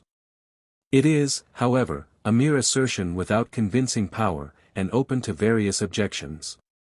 Firstly, for what reason did this emanation cease? Did the prime cause become impotent?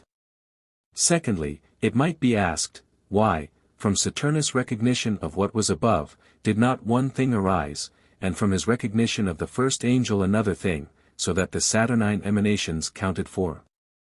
Whence do we know altogether that if a being became conscious of its essence a sphere must arise, and from the recognition of the prime cause, an angel must arise? When Aristotle asserts that he was conscious of his existence, one may consistently expect that a sphere should emanate from him, and when he asserts that he recognized the prime cause, an angel should emanate. I communicated these rudiments to thee lest philosophers confuse thee and thou think that by following it thou might satisfy thy soul with a clear demonstration. These rudiments are as unacceptable to reason as they are extravagant in the face of logic. Neither do two philosophers agree on this point, unless they be disciples of the same teacher. But Empedocles, Pythagoras, Aristotle, Plato, and many others entirely disagree with each other.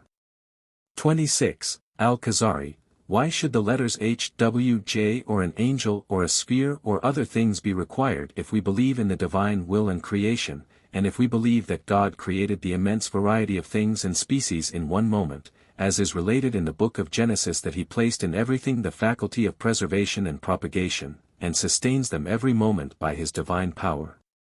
Do we not say, his bounty renews every day forever, the work of creation? 27. The Rabbi, just so, O King of the Khazars, by God. This is the truth, the real faith, and everything else may be abandoned.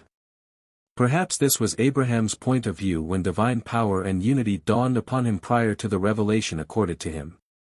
As soon as this took place, he gave up all his speculations and only strove to gain favor of God, having ascertained what this was and how and where it could be obtained.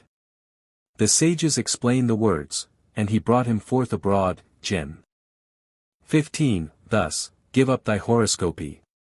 This means, forsake astrology as well as any other doubtful study of nature.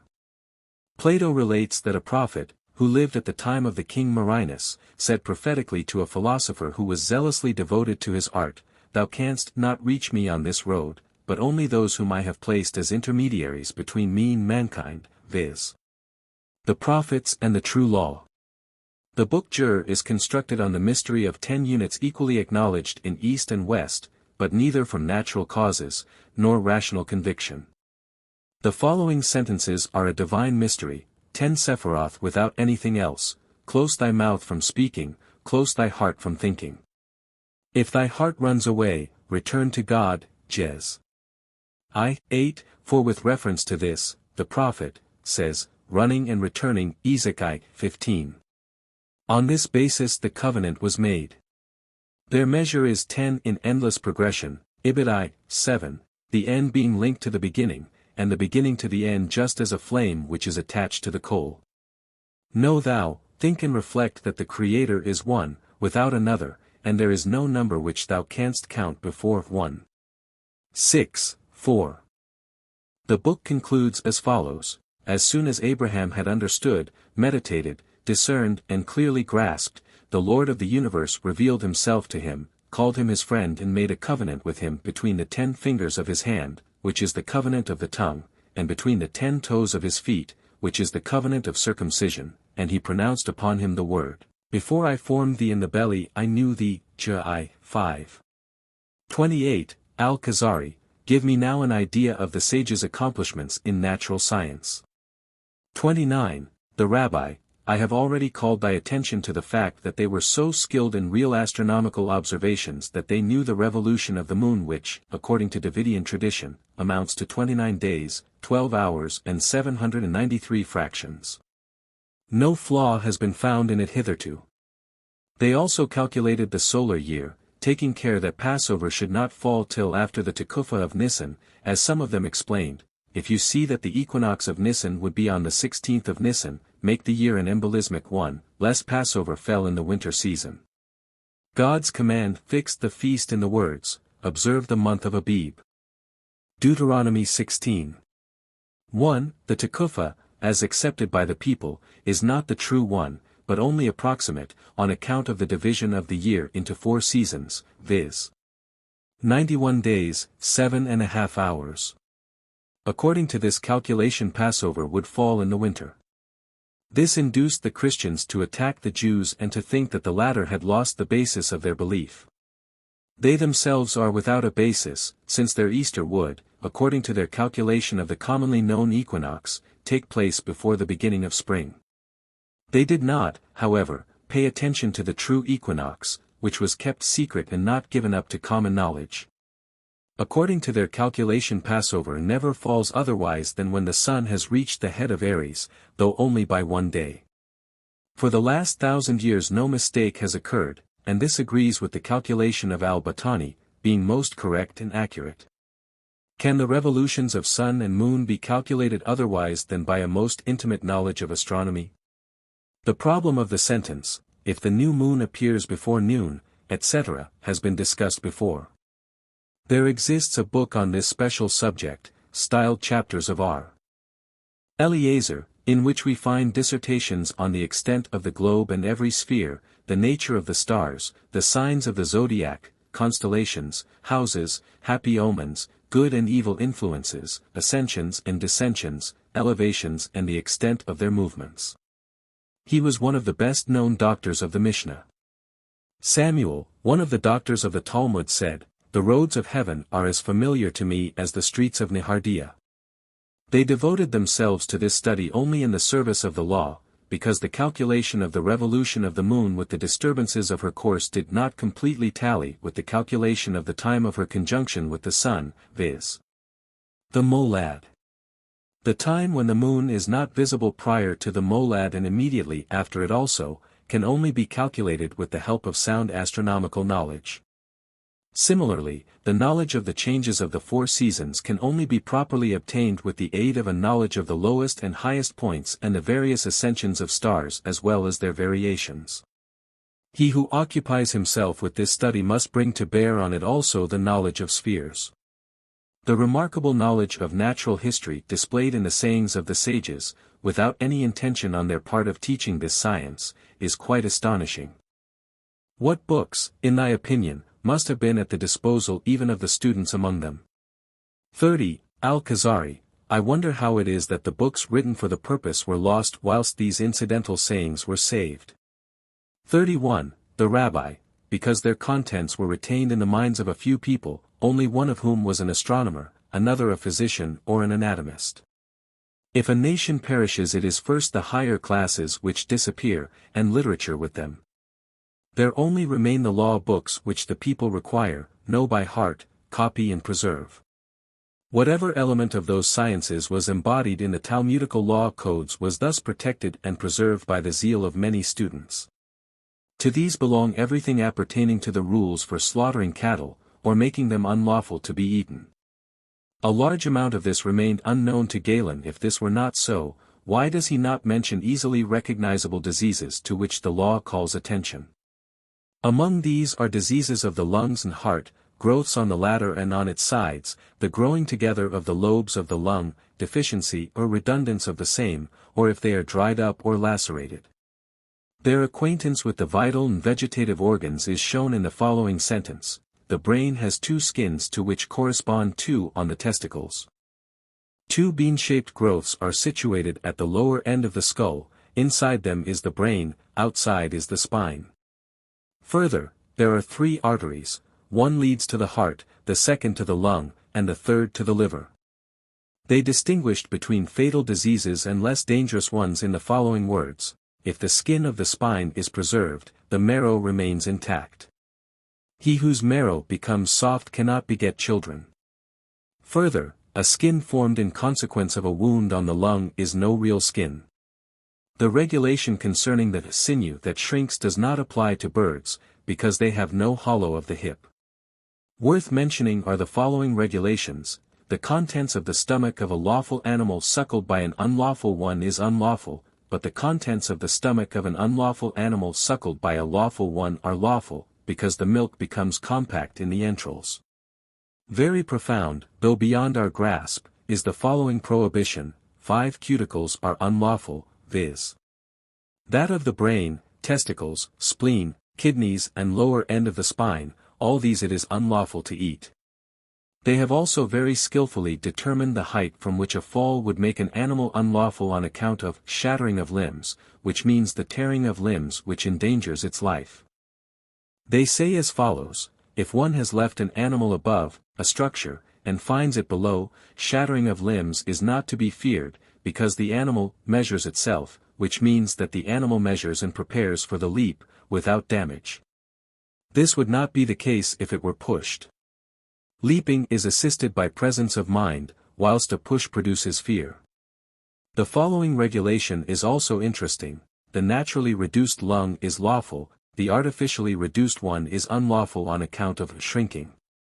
This can be examined by keeping it in tepid water for 24 hours. If it reassumes a healthy appearance, it is lawful, but not otherwise. If the lung has the color of antimony, it is lawful; if it is like ink, it is unlawful, because this blackness is a morbid transformation of red. The yellow lung is lawful. If a lung is partially red, it is lawful, but unlawful if it is completely red. A child of a yellowish tint was brought before our Nathan of Babylon, who decided, "Wait until the blood has gone down." He meant to say that the circumcision should not take place till the blood had spread through the whole body. This was done and the life of the child was saved, although other children of the same mother had died soon after the circumcision. Subsequently a child was brought before of a reddish hue, and he said, "Wait till the blood has been absorbed." The child was saved in consequence and was called after him, Nathan Hababli. They further said, lawful fat can close up an internal wound, but not unlawful fat. A very acute decision is the following: if a needle is found in the thick wall of the stomach together with a drop of blood, it must have entered before the animal was killed; if no blood is visible, it must have entered afterwards. The issue of this affects the validity of the sale, because after the killing no blood could approach the needle, as the blood does not flow in a dead animal. The buyer cannot, therefore, return the animal to the seller. If, however, blood is found, he can return it with the plea, "Thou hast sold me an animal liable to die." A scab on a wound shows that the latter was 3 days old before the animal was killed. If no scab is to be seen, the plaintiff must bring other evidence. The characteristics of a clean bird are the following: place the bird on a stretched rope; if it divides its claws 2 by 2, it is an unclean bird; if it divides them 3 by 1, it is a clean one. Further, every bird that catches its food in the air is unclean; a bird that lives with notoriously unclean ones, as the starling among ravens, is of the same character. A symptom of birth among small cattle is a flow of blood; among big cattle afterbirth, in a woman, placenta and afterbirth. Very strange are the sayings concerning the poison contained in the claws of certain animals. A cat, a sparrowhawk, and marten strike poison into kids and lambs; the weasel wounds birds. The fox and the dog convey no poison. This poisoning is conveyed by the claw, but not by the teeth; only by the forefoot, but not by the hind foot, only when the animal does it purposely, and is alive.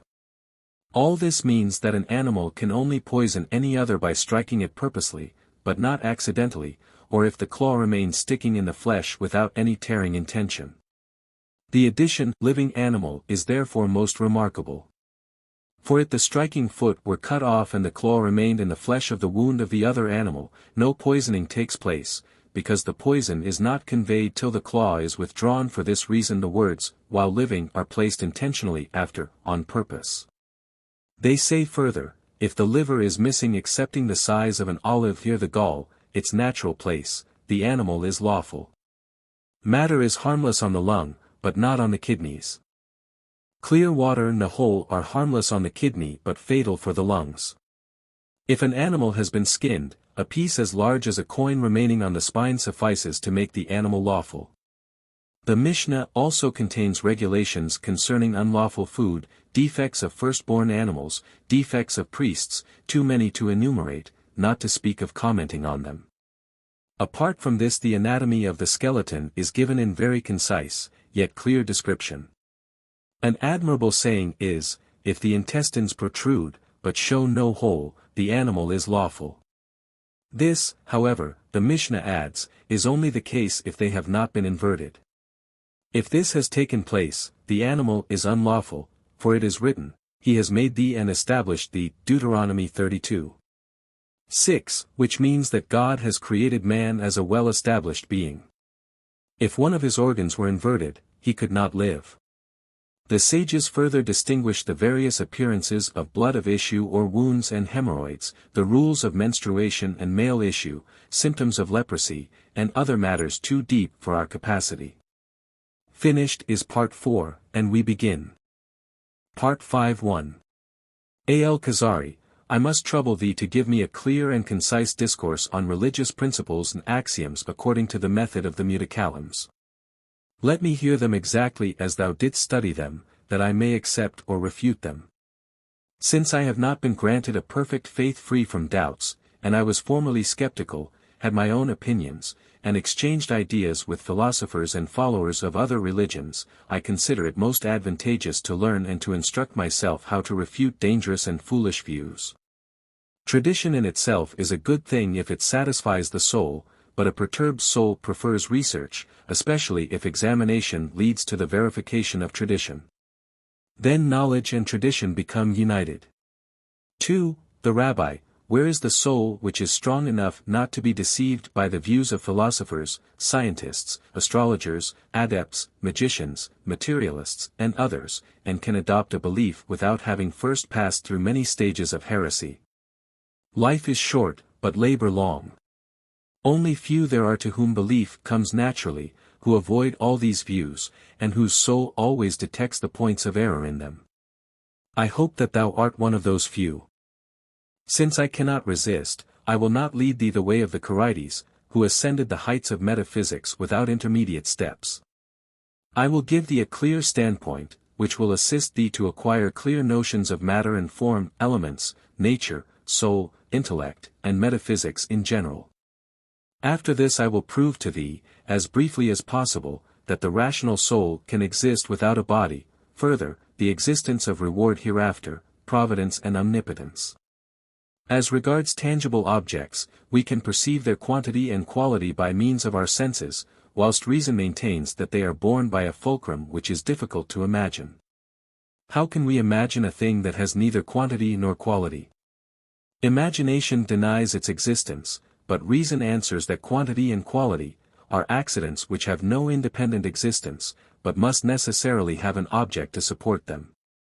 Philosophers call this object matter, adding that our intelligence grasps its meaning only imperfectly, since imperfection is its nature, that it does not really exist, and therefore cannot claim any predicate, and although it only exists virtually, its predicate is corporeal. Aristotle says that it is, so to speak, ashamed to appear naked, and therefore only shows itself clothed in a form. Some people believe that the water spoken of in the biblical account of the creation is an appellation for this matter, and that the Spirit of the Lord hovering over the surface of the water only expresses the divine will which penetrates all atoms of matter, with which he does what, how, and when he desires, as the potter with the shapeless clay. The absence of form and order is called darkness and tohu wabohu. After this the wise, divine will ordain the revolution of the uppermost sphere, which completes one revolution in 24 hours, carrying all other spheres with it. Through this the matter which fills the sphere of the moon underwent a change, which was in accordance with the movements of the spheres.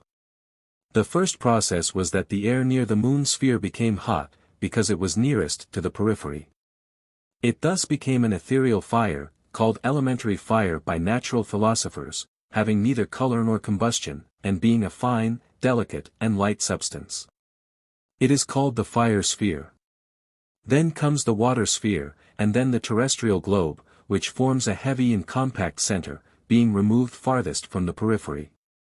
These are the four elements, from the intermixture of which all things arise.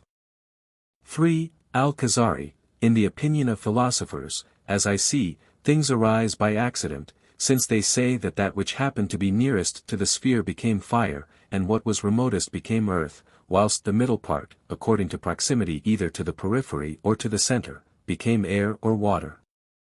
4. The Rabbi, yet necessity forces them to acknowledge a divine wisdom in the distinction of one element from the other. The fire element is not distinguished from the atmospheric element, the latter from that of water, and the aqueous one from the terrestrial one by quantity or strength, but by the form specific to each. One is made into fire, another into air, the third into water, and the last into earth. Otherwise one might say that the whole sphere is filled up with earthy matter, but that one portion was finer than another. Another may assert that it is all fire, only the lower parts are denser and cooler. We see that the spheres of the elements touch one another, but each preserves its form and speciality. We see how air, water and earth are in contact in one place without absorbing each other, till they are transformed one into another by other causes. Water assumes the form of air the form of fire, and then the element justly takes the other's name. Since substances, apart from their accidences, are distinguished by their forms, philosophers found it correct to assert the activity of a divine creative intellect which bestows these forms, just as it bestowed them to plants and animals, which are all composed of the four elements. The vine and palm are not distinguished by accidental qualities, but by forms which made the substance of one different from the substance of the other. Accidental qualities would only distinguish one vine from another, and one palm from another, one, e.g. being black, the other one white, one sweeter, one longer or shorter, one thicker or thinner than the other. The forms of substances have no quantity, one horse cannot be less equine than another, nor one man more human than another, because the definitions equine and human are common to each individual horse and man. Philosophers involuntarily acknowledged that these forms could only be given by the divine influence, which they call form-giving intelligence. 5. Al Khazari, this, as thou livest, is belief, considering that reason forces us to acknowledge such a thing. How can we now speak of accidents, or why do we not say that he who made this being a horse, and the other a man, by wisdom incomprehensible in detail, is the same who made fire fire, and earth earth through a wisdom beheld by God, but not by accidental proximity to or distance from the sphere 6. The Rabbi, this is the religious argument. Evidence of it is to be found in the children of Israel, for whose sake changes in nature were wrought, as well as new things created. If this evidence be removed, thy opponent and thou might agree that a vine, e.g. grew in this place because a seed happened to have fallen there. The seed assumed its form only by accident, because the revolution of the sphere resulted in a constellation which caused a mixture of elements productive of what thou now sayest. 7. Al Khazari, I should refer my opponent to the uppermost sphere and its mover, and ask him whether or not this is the result of accident. I should further refer him to the spherical constellations, which are unlimited. We see, however, that the number of forms of animal and plant life is not unlimited, allowing neither increase nor diminution.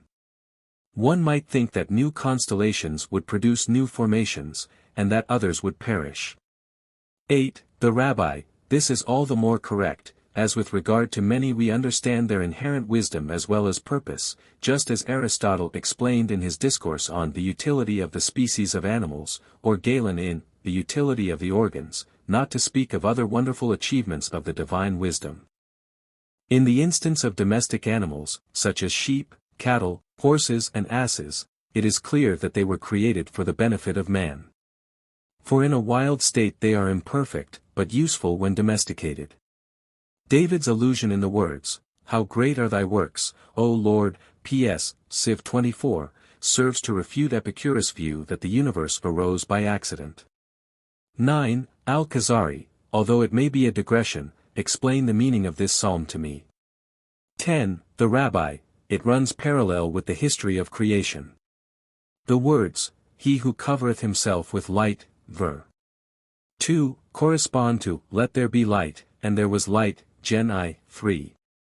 The words, "He stretcheth out the heavens like a carpet," run parallel to, "Let there be a firmament," the words, "He who layeth the beams to, the water above the firmament," ver. 3. He then describes the atmospheric phenomena, clouds, winds, fires, lightnings, and thunder, which all stand under God's guidance, as it is written, "For by them judgeth he the people," Job 36. 31. In the psalm this is described in the words, "He who mocketh the clouds his chariot, who walketh upon the wings of the winds, who mocketh the winds his messengers, and his ministers a flaming fire," ver.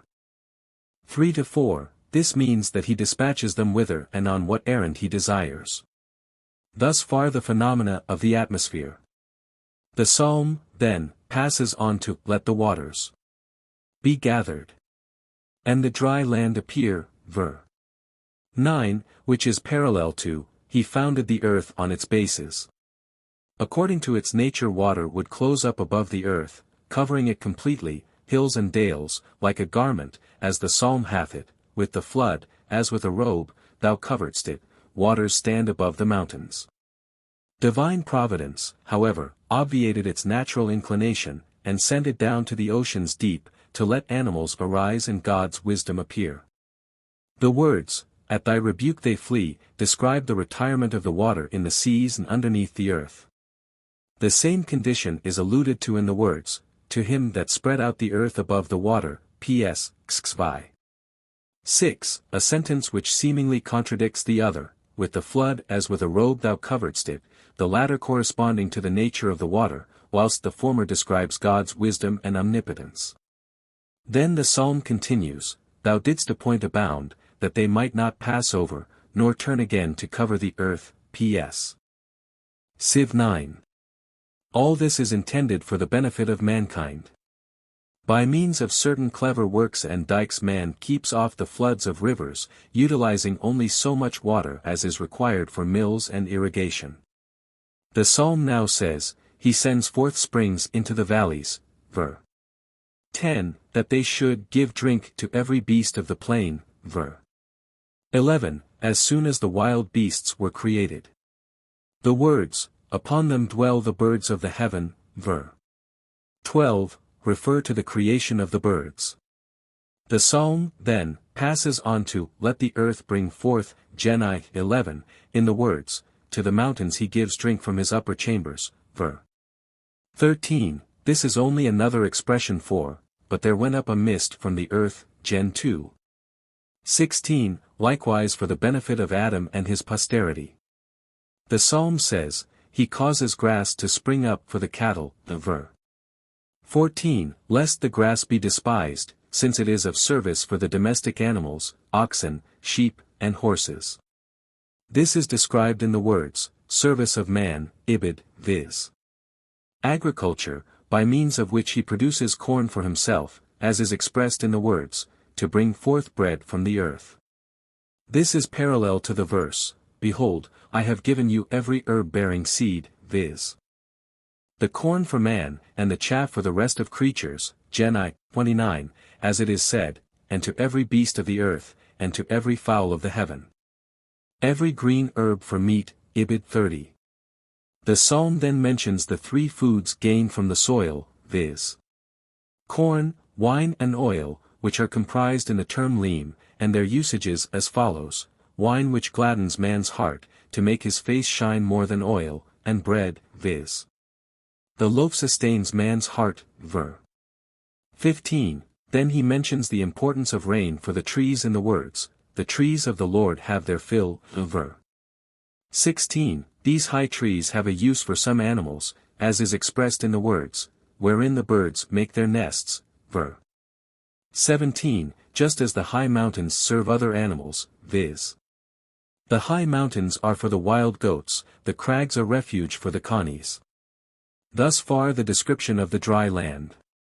The psalm then discusses the biblical words, let there be lights as follows, the moon he made to measure time, ver. 19, after this is mentioned the utility of the night which is not the work of accident, but of intention. There is no trifling in his work, nor even in the accidental consequences of the same. The night is but the time of the absence of sunlight, yet instituted for a purpose.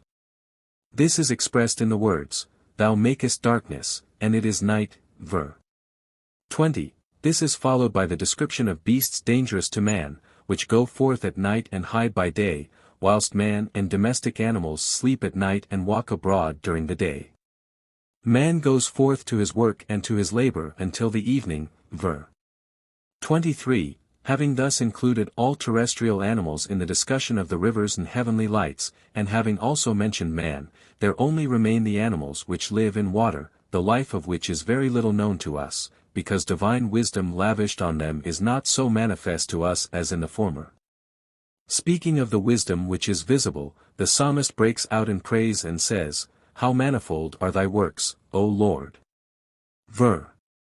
24, He then resumes the subject of the ocean and what is therein, concluding with the words, "Let the glory of the Lord endure forever, let the Lord rejoice in his works." Ver. 31, this is a rendering of the words, "And God saw everything that he had made, and behold it was very good." Gen I, 31. At the same time it is an allusion to the seventh day in the words, "He rested, he blessed, he sanctified," because it marked the completion of the works of nature, which had a time limit, and placed man on a par with angels, which, being spirits, are above natural impulses, and not bound by time in their works. Intellect can, as we see, picture heaven and earth in one moment. This is the world of celestial life and bliss where the soul finds ease at the moment when it reaches it. The Sabbath is, therefore, called a taste of the world to come. Let us now resume the discussion on the opinion held by philosophers that the elements having entered various combinations relative to the variety of climes, atmosphere, and constellations, received a variety of forms from the giver of forms. All minerals are, therefore, but the sum total of the specific powers and faculties. Others assert that the powers and qualities of minerals are the product of combination only, and consequently do not require forms of divine origin. The latter are only necessary for plants and animals to which a soul is attributed. The finer this mixture is, the nobler is the form proper for it in which the divine wisdom manifests itself in a higher degree. It becomes a plant which is possessed of some feeling and perception, penetrates the earth, and derives nourishment from good, moist soil and sweet water, avoiding the contrast. Thus it grows, until it comes to a standstill, having given life to another like it and produced seed. This seed, then, according to a wisdom implanted in it, pursues a similar course. Philosophers call this nature, or rather powers which guard the preservation of the species, since the essence of the individual cannot be preserved, it being composed of various component parts. A thing which possesses these powers of growth, propagation and nourishment, is devoid of the power of motion, and is, in the opinion of philosophers, guided by nature. As a matter of fact, it is God who controls it in a certain condition. Call this condition what thou wilt, nature, soul, power, or angel.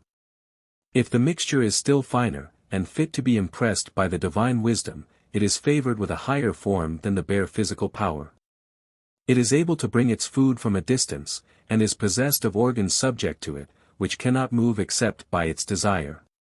It has more control over its parts than the plant with which the wind plays, which cannot ward off damage, nor obtain what is useful to it. The animal has limbs to move about from place to place. The form allotted to it above its physical life is called soul. The souls vary greatly according to the preponderance of one or the other of the four elements. The wisdom of providence has also constituted each living being for the benefit of the whole world. We may not be aware of the use of most of them any more than we know of the use of ship's implements, and consider them therefore useless, whilst the master and builder of the ship knows it. We would not know the purpose of many of our bones and other organs if they lay detached before us, and so we are in ignorance of the purpose of every bone and limb, although we use it, and are convinced that if we lacked one, our actions would be impaired, and we could not do without it. All atoms of the world are known to, and mustered by, their Creator, and nothing can be added to it, nor anything taken away from it. It is necessary that souls should differ from each other, and that the organs of each soul should be suitable to it. For this reason he endowed the lion with organs for seizing its prey, such as teeth and claws, in addition to courage, but to the heart he gave the means of flight as compensation for its timidity. Every soul instinctively uses its faculties according to their nature, but nature does not reach perfection in any part of animal life, and consequently has no desire to obtain a form higher than the living soul. This, however, is possible in man, in whom it strives for a higher form. The divine influence grudges nothing. It bestows on him a higher form, called material or passive intellect. Men differ from each other, because most of them are physically of different constitutions, and the intellect follows the latter. If his gall be yellowish, he is quick and alert, if blackish, he is quiet and sedate. The temperament follows the mixture of humors. If an individual is found of evenly balanced humor, which controls his contrasting dispositions, like the two scales of a balance in the hand of the person who weighs and regulates them by adding or subtracting at his will. Such a person possesses without doubt a heart which is free from strong passions. He covets a degree of divine character above his own. He is perplexed, not knowing which inclination should have preponderance. He does not give way either to anger, or to lust, or to any other passion, but controls himself, and seeks divine inspiration to walk the right path. This is the person on whom the divine and prophetic spirit is poured out, if he is fit for prophecy, but if he stands below that degree, he is only endowed with inspiration. In the latter case he is a pious man, but no prophet. There is no niggardliness with God, who allows everyone his due. Philosophers call the giver of this degree active intellect, and regard it as an angel below God. If a man's intellect is in conjunction with the former, this is called his paradise and lasting life. 11. Al Khazari, give me a brief discourse on all this. 12. The Rabbi, the existence of the human soul is shown in living beings by motion and perception, in contradistinction to the movements of the elements. The cause of the former is called soul, or animal power. This is divided into three divisions. The first is that which is common to animal and plant life, and is called vegetative power. The second, which is common to man and the rest of living beings, is called vital power. The third, specific of man, is called rational power. The nature of the soul in the comprehensive and generic sense is defined by the examination of its actions as issuing from the forms adhering to matter, but not from matter, inasmuch as it is matter only, without form. The knife, for instance, does not cut inasmuch as it is a substance, but inasmuch as it has the form of a knife. In the same way the animal does not feel and move inasmuch as it is a substance, but inasmuch as it has the form of a living being. This is what is called soul. These forms are called perfections, entelechies, because through them the structures of things become perfect. The soul is therefore a perfection. We distinguish a primary and a secondary perfection. The former is the principle of actions, the latter the nature of the actions which arise out of the principle. The soul is a primary perfection, because it is a principle from which something else, i.e. a secondary entelechy, may issue forth. The entelechy is either entelechy to a corporate object, or entelechy to amorphous matter. The soul is entelechy to a corporate object. Corporate objects are either natural or artificial. The soul is first entelechy to a natural corporate object. A natural corporate object is either organic or inorganic, which means that it performs its actions either by means of organs or without them.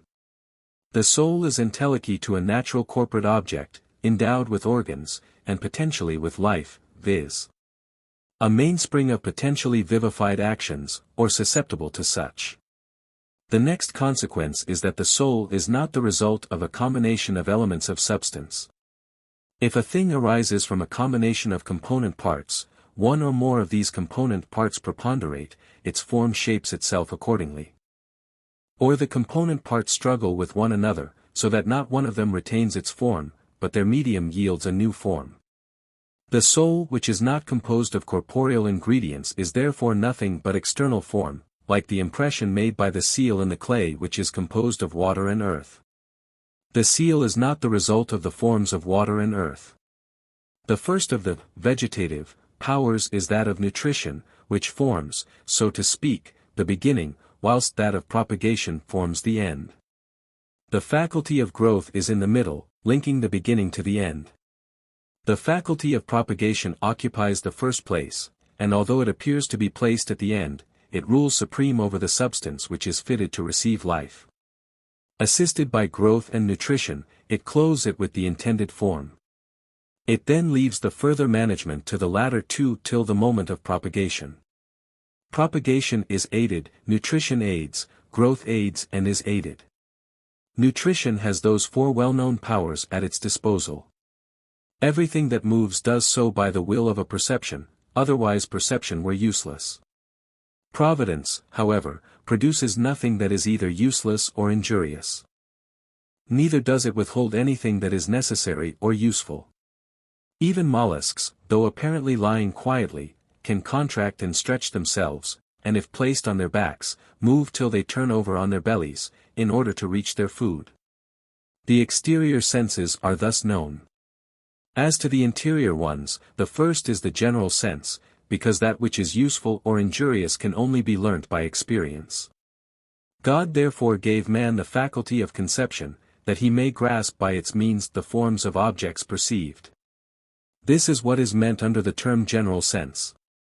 Then he gave him the faculty of remembering, to retain the notions of things perceived, further, the power of imagination, in order to restore what had been lost to memory, the faculty of judgment, in order to pause again and again at the new products of imagination, correct or false, till it is restored to memory.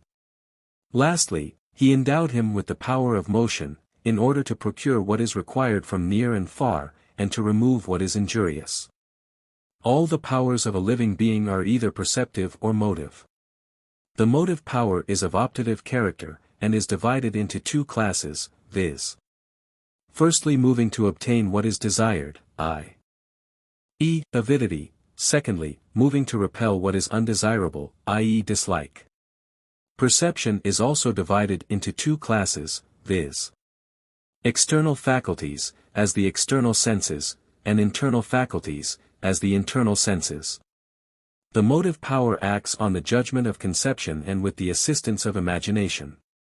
It forms the extreme limit of animal life, for the motive power fails it in restoring the causes of perception and imagination. It is only endowed with the sense of instinct to regulate the causes of motion. Rational beings, on the other hand, are endowed with motion in order to obtain the rational soul, which has action and memory. The five senses, as is known, offer the means of perceiving form, number, size, motion, and rest. The existence of the common sense is explained if we, for instance, judge when we find honey that it is sweet. This is only possible because we possess a faculty common to the five senses, viz.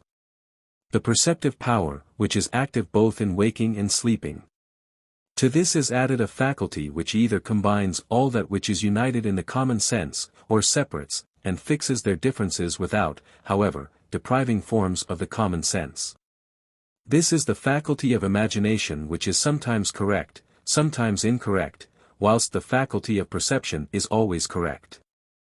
The next is the faculty of judgment, which is of a deciding character, and judges whether an object is desirable or undesirable. The faculties of perception and imagination can neither judge nor decide, but can only picture an object. The faculty of recollection retains the objects it has perceived, e.g. that the wolf is an enemy, and the child beloved. Love and hatred, belief and unbelief belong to the realm of judgment. Memory retains that which the faculty of judgment declares to be true. The faculty of imagination is so called when in the service of judgment, but if employed by reason, it is called cogitation. The seat of the faculty of perception is in the forepart of the brain, that of imagination in the middle, that of memory at the back. The seat of judgment is in the whole brain, principally at the border line of the faculty of imagination.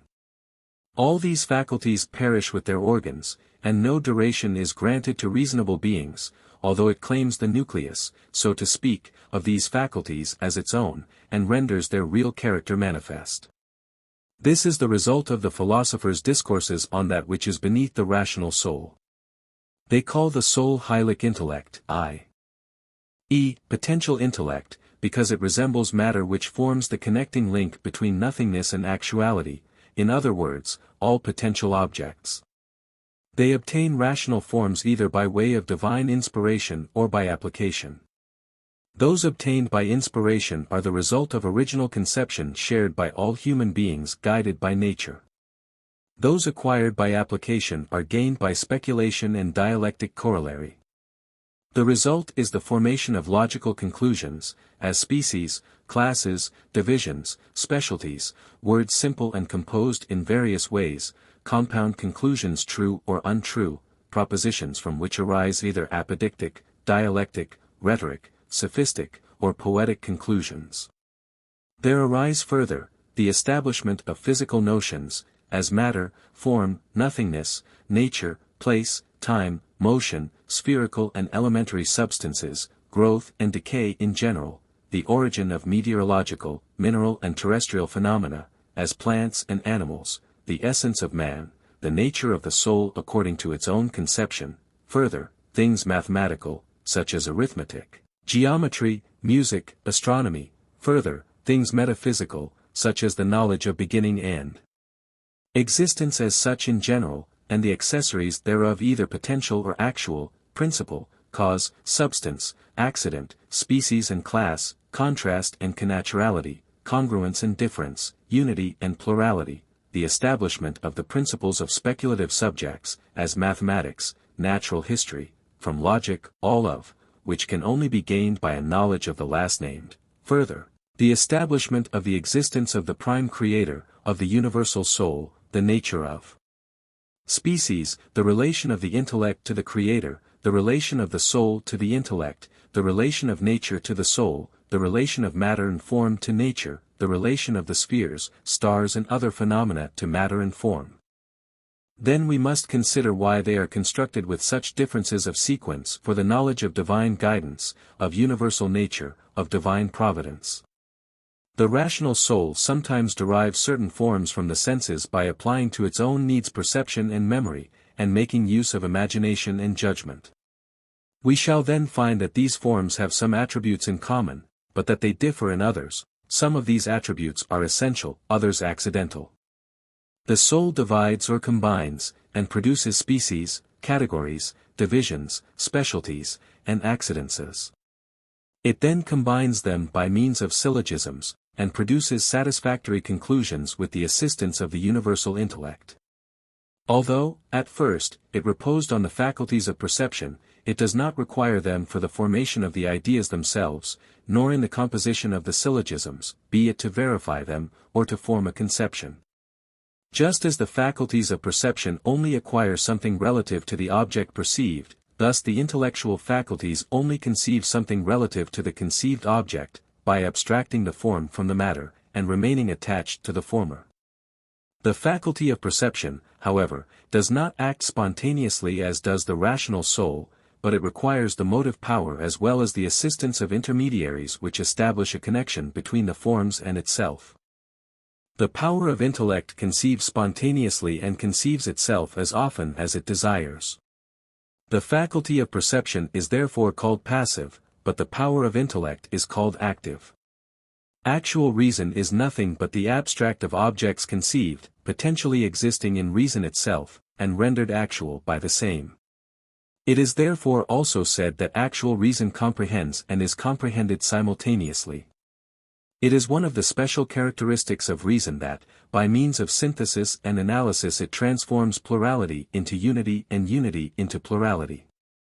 Although the activity of reason in combining proportions by means of careful consideration appears to require a certain time, the deduction of the conclusion is not dependent on time, reason itself being above time. When the rational soul turns its attention towards science, its activity is called theoretical reason. If, however, it undertakes to subdue animal instincts, its activity is called guidance, and it assumes the name of practical reason. Some people's reasoning power succeeds in establishing so intimate a connection with the universal reason, that it is lifted above logical conclusions and meditation, escaping such necessity by inspiration and revelation. This special distinction is styled sanctity, or Holy Spirit.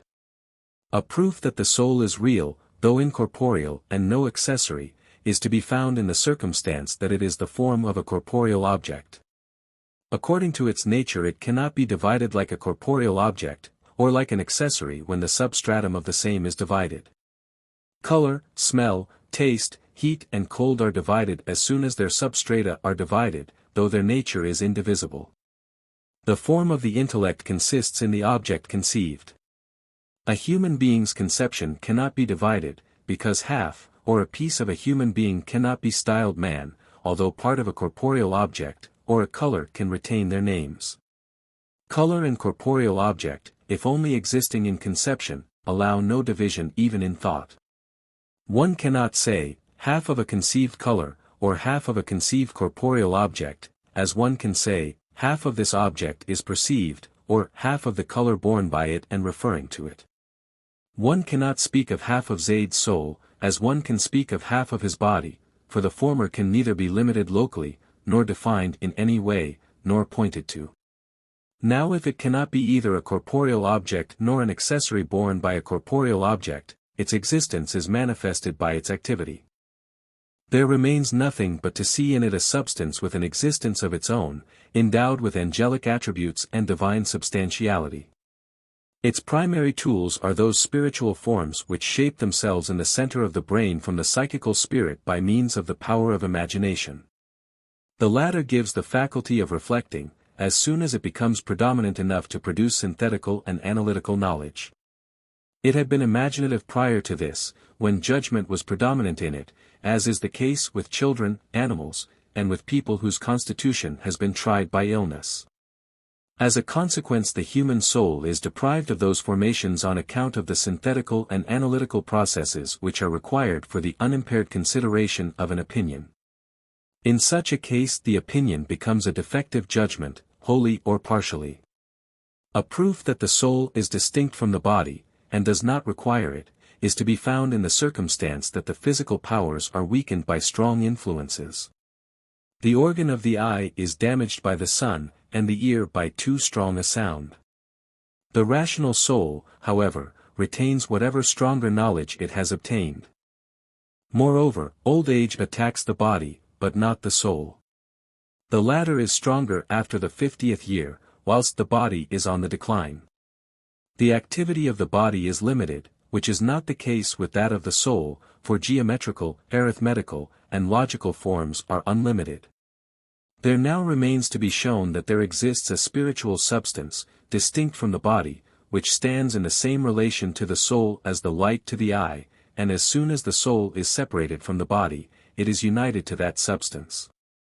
The soul does not gain its knowledge empirically. For the results of experience cannot be judged apodictically. No one can assert apodictically that no man can move his ears, just as we may judge that every human being feels, that every one who feels, lives, that every one who lives is a substance, that the whole is larger than a part, and other fundamental truths. For our belief in the correctness of opinions is not regulated by instruction, otherwise we should come to an endless chain of conclusions. But then the rational soul comes into connection with the divine emanation. As long as this divine emanation is not defined by the general spiritual form, it cannot impregnate the soul with it. Every being possessed of an essentially spiritual form is an incorporeal substance. If this be so, this emanation is a spiritual, incorporeal substance, with an existence of its own. The conception which the soul has of the form is a perception, entelechy, for it. It would succeed in coming into contact with the spiritual substance, if its intimacy with the body did not interfere. A complete connection is, however, impossible, unless all physical powers are subdued. For it is the body alone which prevents this connection. As soon as the soul is separated from it, it becomes perfect, connected with what renders it immune to injury, and united with the noble substance which is styled the higher knowledge. All other powers only act for the body, and perish together with organs. The rational soul, however, having fashioned them, appropriated their kernel, as has been explained before. 13. Al Khazari, this philosophical discourse appears to be more accurate and true than others. 14. The Rabbi, I feared that thou wouldst be deceived, and acquiesce in their views. Because they furnish mathematical and logical proofs, people accept everything they say concerning physics and metaphysics, taking every word as evidence. Didst thou not, from the very beginning, doubt their theories of the four elements, their search of the fire world, in which they place the ethereal fire, which is colorless, and therefore prevent the color of the sky and stars from being seen? When did we ever accept an elementary fire? The highest degree of heat, if found in the earth, appears as coal, in the air as flame, in the water at boiling point. When did we ever witness an igneous or atmospheric substance entering into the substance of the plant or animal, and asserted that it was composed of all four elements, viz. fire, air, water, and earth? Supposing we did perceive water and earth enter the substance of a plant in altered form, but air and heat only assisted the process through their quality, but not as igneous and atmospheric bodies. Or when did we ever see them dissolved into the four real elements? If a part is reduced to a kind of dust, it is not real dust, but ashes, which can be used for healing purposes. Another part which is reduced to a kind of water is not real water, but an expressed liquid, a juice either poisonous or nourishing, but not drinkable water. The portion which is dissolved into a kind of air is vapor or fume, but no air fit to be breathed. Sometimes they alter their condition when absorbed by an animal or a plant, or enter a combination with earthly particles, move from alteration to alteration, but only in rare cases are they reduced to the pure element. Science, it is true, forces us to accept the theory that heat, cold, moisture, and dryness are primary qualities, the influences of which nobody can escape, that reason reduces compound things to them, or declares them to be composed of them, and places substances at their disposal which bear them, calling them fire, air, water, and earth. This is, however, but a conception and nomenclature, but it does not mean that they can emerge from mere theory into reality, and produce, by combination, all existing things. How can philosophers make such an assertion, whilst teaching the eternity of matter, and that man never arose otherwise than from issue and blood, blood from food, food from vegetables, and vegetables, as we have said, from seeds and water transformed with the assistance of sunlight, air, and earth? All stars and spherical constellations also exercise their influence. This is the objection to the view of philosophers concerning the elements. According to the Torah, it was God who created the world, together with animals and plants. There is no need to presuppose intermediaries or combinations of elements. If we make creation a postulate, all that is difficult becomes easy, and all that is crooked straight, as soon as one assumes that this world once did not exist, but came into existence by the will of God at the time he desired. Why dost thou trouble to examine the way in which bodies arose and were equipped with souls? Why art thou reluctant to accept that the firmament and the water above the heavens, and the evil spirits mentioned by the sages, the description of the events to be expected during the days of the Messiah, the resurrection of the dead and the world to come? Why should we need such artificial theories in order to prove the life of the soul after the dissolution of the body, considering that we have reliable information with regard to the return of the soul, be it spiritual or corporeal?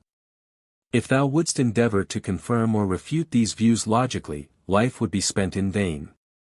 Who vouchsafes the truth of the theory quoted above, that the soul is a spiritual substance which cannot be encompassed by space, and which is not subject to growth and decay? In what way differs my soul from thine, or from the active intellect, from other causes and the prime cause? Why, also, did not Aristotle's soul become united to that of Plato, either of them knowing the other's belief and innermost thought? Why do not all philosophers conceive their notions simultaneously, as is the case with God and the active intellect?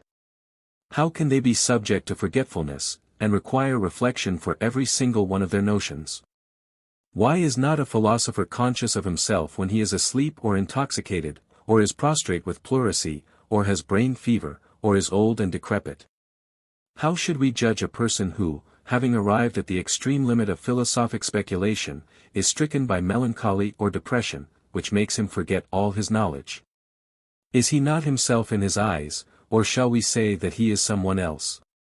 Suppose he recovers gradually from his complaint, and begins to learn over again, but becomes old without having reached the former extent of his knowledge, has he two souls, the one different from the other?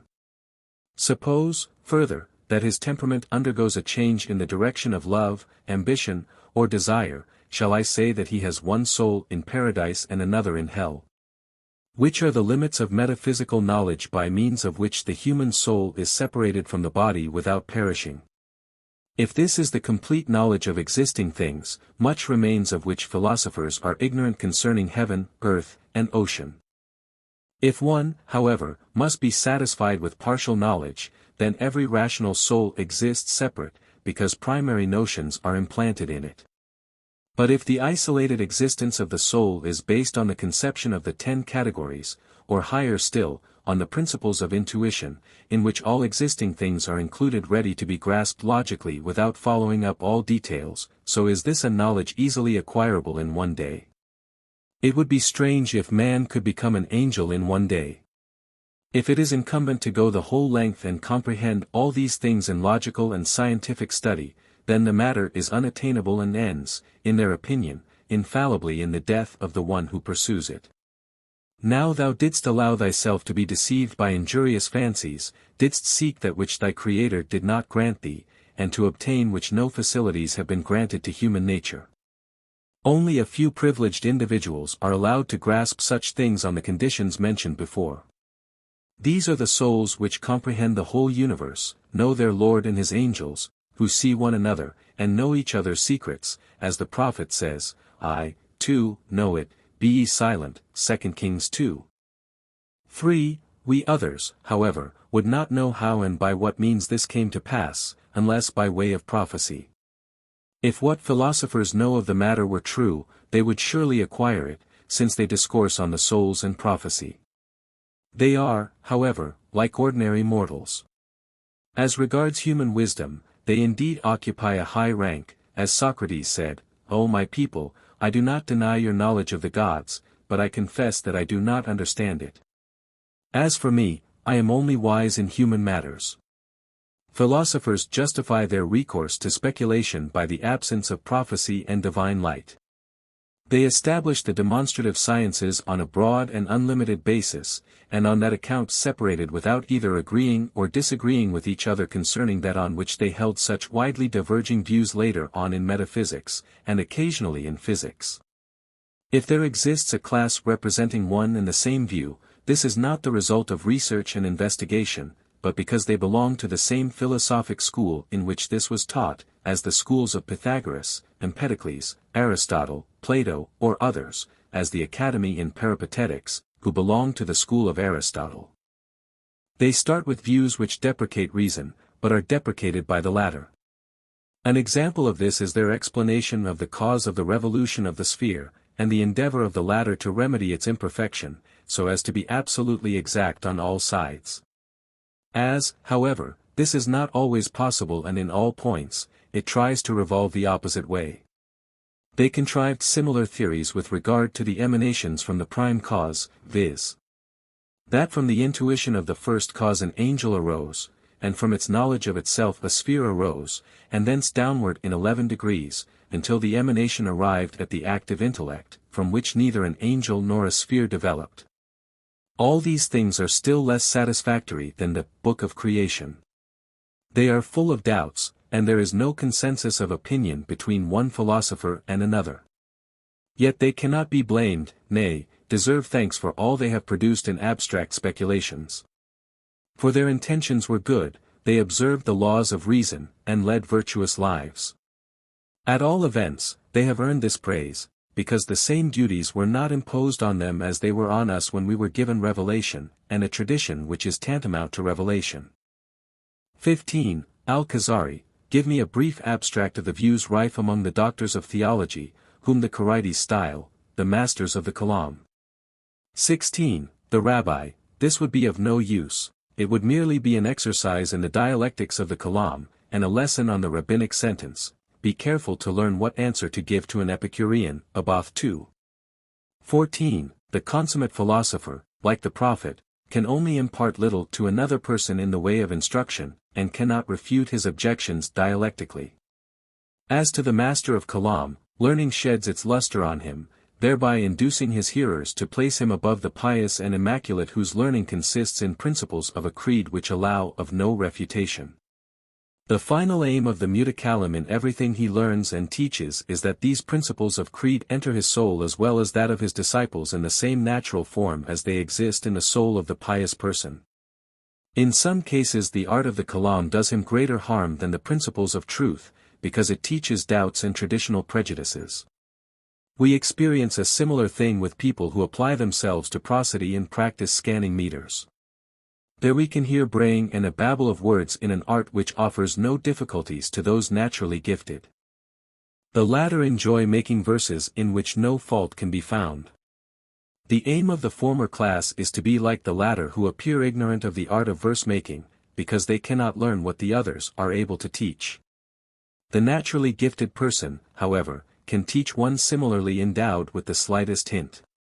In the same manner sparks are kindled in the souls of people naturally open to religion and approachment to God, by the words of the pious, sparks which become luminaries in their hearts, whilst those who are not so gifted must have recourse to the Kalam.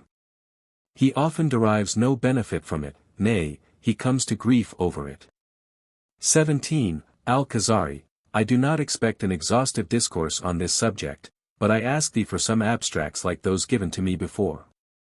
For thou didst strike my ear, and my soul yearns for it. 18. The Rabbi, the first axiom deals with the creation of the world, with the object of making it an established fact, and it denies the theory that it is without beginning. If time had no beginning, the number of individuals existing in the past down to our own age would be endless. That which is endless cannot be actual. How could those individuals have become actual, being so many as to be without number? There is no doubt, however, that the past had a beginning, and that the existing individuals are limited by a number. It is within the power of the human mind to count thousands or millions multiplied without end, at least in theory, but this cannot be done in reality. For that which becomes actual and can be counted as one, is like the number which is both actual and finite without doubt. How can the infinite become actual? The world has, therefore, a beginning, and the revolutions of the spheres are subject to a finite number. Further, that which is infinite can neither be halved nor doubled, nor subjected to any arithmetical calculation. We are aware that the revolutions of the sun are 1/12 of those of the moon, and that the other movements of spheres stand in similar relation to each other, one being the divisor of the other. The infinite, however, has no divisor. How could the one be like the other, which is infinite, being either below or above it, I mean larger or smaller in number? How could the infinite come to us? If an infinite number of things existed before us, how could the idea of number come to us? If a thing has an end, it must also have had a beginning, otherwise each individual object must have waited for the prior existence of an infinite number of others, so none would ever come into existence. Second axiom, the world is created, because it is a corporeal object. A corporeal object cannot be conceived without movement and rest, which are both attributes of accessory but not simultaneous character. That which is accessory must be newly made in accordance with its very nature. That which preceded has also been created. For had it been eternal, it could not have been non-existent. Consequently both, motion and rest, are created. A thing that cannot exist without newly created accessories is created itself, because it could not have been preceded by its accessories. If the latter are created, the former must be so likewise. Third axiom, every created object must have a cause which created it. For the created object is connected with a certain time, irrespective of an earlier or later epoch. The circumstance that it is encompassed by a specific time, irrespective of the period, renders a specificator necessary. Fourth axiom, God is eternal, without beginning and without end. For had he been created, he would require a creator. This would result in a chain of conclusions without end, until we came to the first creator, whom we look for. Fifth axiom, God is everlasting, and will never cease to exist. For a being proved to be without beginning cannot have had a non-existence. Non-existence must have a cause, just as the disappearance of a thing from existence must also have a cause. Nothing vanishes from existence on its own account, but on account of its contrast. God, however, has neither a contrast nor his equal. For if anything were like him in every respect, it would be himself, but he cannot be described as twofold. The thing which causes non-existence cannot be without beginning, as has been explained before in connection with the eternity of God's existence. He cannot, therefore, be a created being, because everything newly arising must have its cause in the eternal being. But how can the thing caused make its cause disappear? Sixth axiom, God is not corporeal. A corporeal object cannot be free from new accessories. A thing that is not free from new accessories is created. God cannot be called accidents, because the accidents cannot exist except on a substratum. The accidents is caused by the corporeal object by which it is attracted and born. God, however, cannot be defined by a particular outline or place, since this is the characteristic of a corporeal object. Seventh axiom: God knows all that is great or small, and nothing escapes his omniscience. For it has been shown that he created, arranged, and instituted everything, as it is written, He that planted the ear, shall he not hear, he that formed the eye, shall he not see? PS. 94. 9. Further, darkness hideth not from thee, etc., and, for thou hast created my reins, Ibk 6:6. 12-13, 8th axiom, God lives. His omniscience and omnipotence having been demonstrated, he must be living. His life, however, is not like ours, created with senses and movement, but a life of pure reason. His life and he are identical. Ninth axiom, God has will.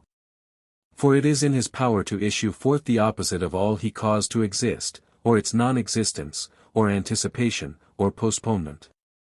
His omnipotence is the same in any case. There must exist a will which fixes his omnipotence on one of these issues to the exclusion of the other. One might also say that his omniscience can spare both his omnipotence and will.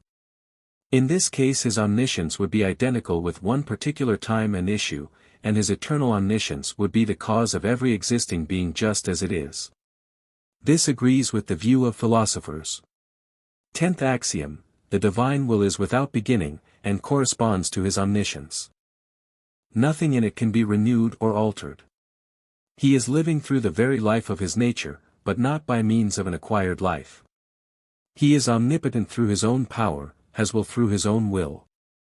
For the coexistence of a thing and that which negatives it is impossible. One cannot therefore say in a general way, omnipotent without power. 19. Al Khazari, this is sufficient to refresh my memory.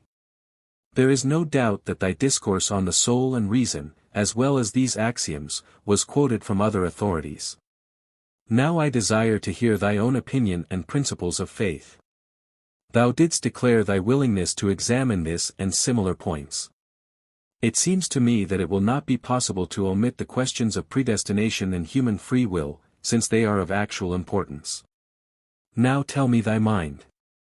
20. The rabbi, only a perverse, heretical person would deny the nature of what is possible, making assertions of opinions in which he does not believe. Yet from the preparations he makes for events he hopes for or fears, one can see that he believes in their possibility, and that his preparations may be useful. If he believed in absolute necessity, he would simply submit, and not equip himself with weapons against his enemy, or with food against his hunger. If he, on the other hand, thinks that either preparation or the omission of the same is necessary in accordance with the nature of the case, he admits intermediary causes, as well as their consequences. He will encounter his desire in every intermediary cause, and if he is just and not perverse, he will find himself placed between himself and his desire to obtain achievable objects, which he can pursue or abandon as he likes. Such a belief is not incompatible with a belief in divine providence, but everything is led back to him in various ways, as I am going to explain. My opinion is that everything of which we are conscious is referred to the prime cause in two ways, either as an immediate expression of the divine will, or through intermediaries. An instance of the first kind is found in the synthetic arrangement visible in animals, plants and spheres, objects which no intelligent observer would trace back to accident, but to a creative and wise will, which gives everything its place and portion. An instance of the second kind is to be found in the burning of a beam. Fire is a fine, hot, and active substance, whilst wood is a porous and passive one. It is the nature of the fine and active substance to affect its object, whilst heat and dryness warm and volatilize the moisture of the object till it is completely dissolved. If thou seekest the causes of these processes, active as well as passive, thou wilt not fail to discover them. Thou mayest even discover the causes of their causes till thou arrivest at the spheres, then at their causes, and finally at the prime cause. One might justly say that everything is ordained by God, and another is equally right in making man's free will or accident responsible for it, without, however, bringing it outside the divine providence. If thou likest, thou mayest render the matter more intelligible by means of the following classification. Effects are either of divine or of natural origin, either accidental or arbitrary. The divine ones issue forth actively, having no other causes except God's will. The natural ones are derived from intermediate, preparatory causes which bring them to the desired end, as long as no obstacle arises from one of the other three classes. The accidental ones are likewise the result of intermediary causes, but accidentally, not by nature or arrangement, or by will power. They are not prepared to be brought to completion and stand still, and they stand apart from the other three classes. As regards the arbitrary actions, they have their roots in the free will of man, when he is in a position to exercise it. Free will belongs to the class of intermediary causes, and possesses causes which reduce it, chain-like, to the prime cause. This course is not compulsory, because the whole thing is potential, and the mind wavers between an opinion and its opposite, being permitted to turn where it chooses. The result is praise or blame for the choice, which is not the case in the other classes. An accidental or natural cause cannot be blamed, although some of them admit a possibility. But one cannot blame a child or a sleeping person for harm done. The opposite was possible just the same, and they cannot be blamed, because they lack judgment. Dost thou think that those who deny the potential are not wroth with those who injure them purposely? Or do they acquiesce in being robbed of their garments, and consequently also in suffering from cold, just as they would expose themselves to the north wind on a cold day? Or do they believe that the anger about it is but a fallacious exertion, instituted for no purpose, that man may feel anger about one particular thing, or give praise and blame, show hatred, etc.? In these cases free will, as such, has no forcing cause, because it is itself reduced to compulsion. Man's language, then, would be as little free as the beating of his pulse. This would be against evident appearances. Thou perceivest that speaking or being silent is in thy power as long as thou art in possession of thy reason, and not controlled by other casualties. If all incidents would be the result of the original will of the prime cause, they would, each in its turn, be created anew in every moment. We might then say that the Creator created anew the whole world this very moment. The servant of God would be no better than the wicked, as both would be obedient, and only do that for which they are fated. A conviction of this kind has many objections, whilst the refutation of appearances is most difficult, as we said before. The objection made against those who assert that some matters are removed from the bounds of providence by human free will is to be refuted by what was said before, viz. That they are completely outside the control of providence, but are indirectly linked to it. There is still another objection, viz. That these matters are outside the divine omniscience, because the absolutely potential is naturally an unknown quantity. The Mutacallims considered this matter in detail, with the result that the divine knowledge of the potential is but casual, and that the knowledge of a thing is neither the cause of its coming into existence, nor of its disappearance therefrom. There is, withal, a possibility of existence and non-existence. For the knowledge of events to come is not the cause of their existence, just as is the case with the knowledge of things which have been. This is but a proof that the knowledge belongs to God, or to the angels, or the prophets, or the priests. If this knowledge were the cause of the existence of a thing, many people would be placed in paradise solely for the sake of the divine knowledge that they are pious, even if they have done no pious act. Others would be in Gehenna, because God knows them to be wicked, without their having committed a sin.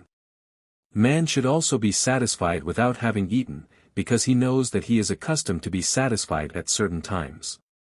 Another consequence would be that intermediary causes would cease to exist, and their disappearance would be shared by that of the intermediary factors. This renders the following verse intelligible, and God did prove Abraham, Gen 22.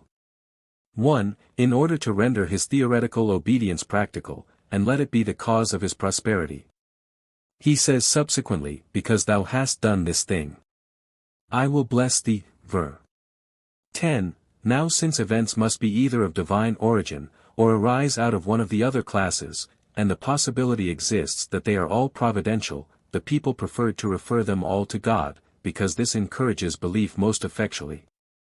He, however, who knows how to distinguish one people from another, one person from another, one time from another, one place from another, and certain circumstances from others, will perceive that heavenly dictated events mostly came to pass in the chosen and holy land, and among the privileged Israelitish people, and in that time and under circumstances which were accompanied by laws and customs the observation of which was beneficial, whilst their neglect wrought harm.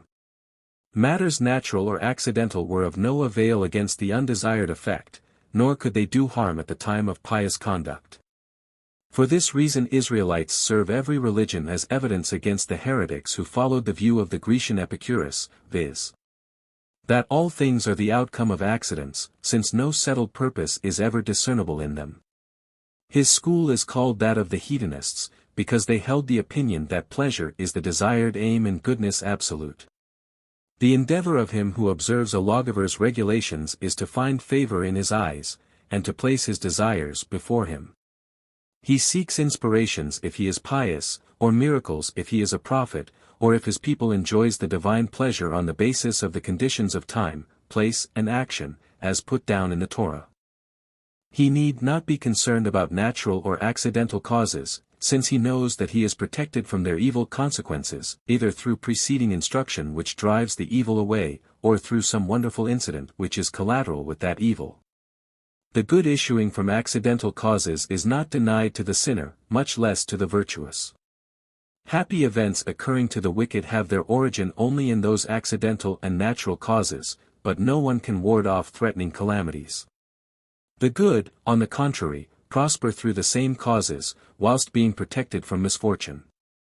But I have diverged a little from my subject. Returning to the same, I say that David laid down 3 causes of death, viz. God may slay him, i.e. divine cause, or his day shall come to die, i.e. natural cause, or he shall descend into battle and perish, i.e. accidental cause, 1 Sam 26. 10. He omits the 4th possibility, viz. suicide, because no rational being seeks death voluntarily. If Saul killed himself, it was not to seek death, but to escape torture and derision. A similar classification can be made with regard to speech. The speech of a prophet at the time when he is enwrapped by the Holy Spirit is in every part directed by the divine influence, the prophet himself being powerless to alter one word. Natural speech consists in communications and hints which conform to the subject to be discussed, and the mind follows without previous convention. Conventional languages are composed of natural and arbitrary elements. Accidental speech is that of a madman, and is neither in harmony with a subject, nor to the purpose. Free speech is that of a prophet when not inspired, or the words of an intelligent, thinking person who connects his words, and chooses his expressions in accordance with the subject under consideration. If he wished he could replace each word by another, could even drop the whole subject and take up another. All these cases, however, can be reduced indirectly to God, but not as immediate issues of the prime will, otherwise the words of a child, and mad people, the speech of an orator, and the song of a poet were the words of God. Far be this from him. The excuse of a slothful person who tells the energetic one that that which is to be, exists previously in the knowledge of God, is inconclusive. For should he even assert that that which shall be must be, he is told, quite so, but this argument should not prevent thee to take the best counsel, to prepare weapons against thy enemy, and food for hunger, as soon as thou art aware that both thy safety and destruction depend upon intermediary causes. One of them, which is the most frequent, is the application of energy in industry, or of lassitude and indolence. Do not try to refute me with those rare and accidental cases, viz. that a circumspect person perishes, whilst the careless and unprotected one is saved. For the word safety means something quite different from the word risk. A sensible person will not flee from a place of safety to one of risk, just as one flees from a dangerous place to a safe one. If safety accrues in the place of danger, this is considered rare, but if a person perishes in a safe place, it is called an extraordinary occurrence. One should, therefore, employ circumspection. One of the causes of carelessness is the view opposite to this advice. Everything, however, is indirectly related to God. Whatever happens through direct ordination belongs to the class of strange and miraculous events, and can dispense with intermediary causes. In some cases they are, however, necessary, as in the preservation of Moses during his fast of 40 days, when he was without food, or in the destruction of Sanherib's army without a visible cause unless through a divine one which we cannot consider as such, as we do not know what it is. Of such we say that preparation avails them not, viz. Preparation in the concrete sense. Moral preparation, however, based on the secret of the law, benefits him who knows and understands it, because it brings what is good, and repels what is bad. If man aids intermediary causes with energy, having left to God the objects of his fear with a pure mind, he fares well, and suffers no loss. He, however, who courts danger, transgresses the warning, "You shall not tempt the Lord," Deuteronomy 6:16, in spite of his confidence in God. But if one considers it absurd, to give commands to a person who, as he knows beforehand, may either disobey or obey him, this is not absurd. We have shown previously that disobedience and obedience depend upon intermediary causes. The cause of obedience is the command for it. The obeying person knew beforehand that he would do so and that the cause of it was that he had heard reproof. He also keeps in mind that disobedience depends on intermediary causes, which are to be found either in the companionship of wicked people, or in the preponderance of evil temperament, or inclination for comfort and rest. Finally, he knew that his disobedience was lessened through reproof. Reproof, as is known, impresses the mind in any case, and even the soul of an insubordinate person is in some small way influenced by reproof. In a higher degree this takes place in a multitude, because there is at any rate one person to be found who accepts it. Far from being useless, reproof is, therefore, useful.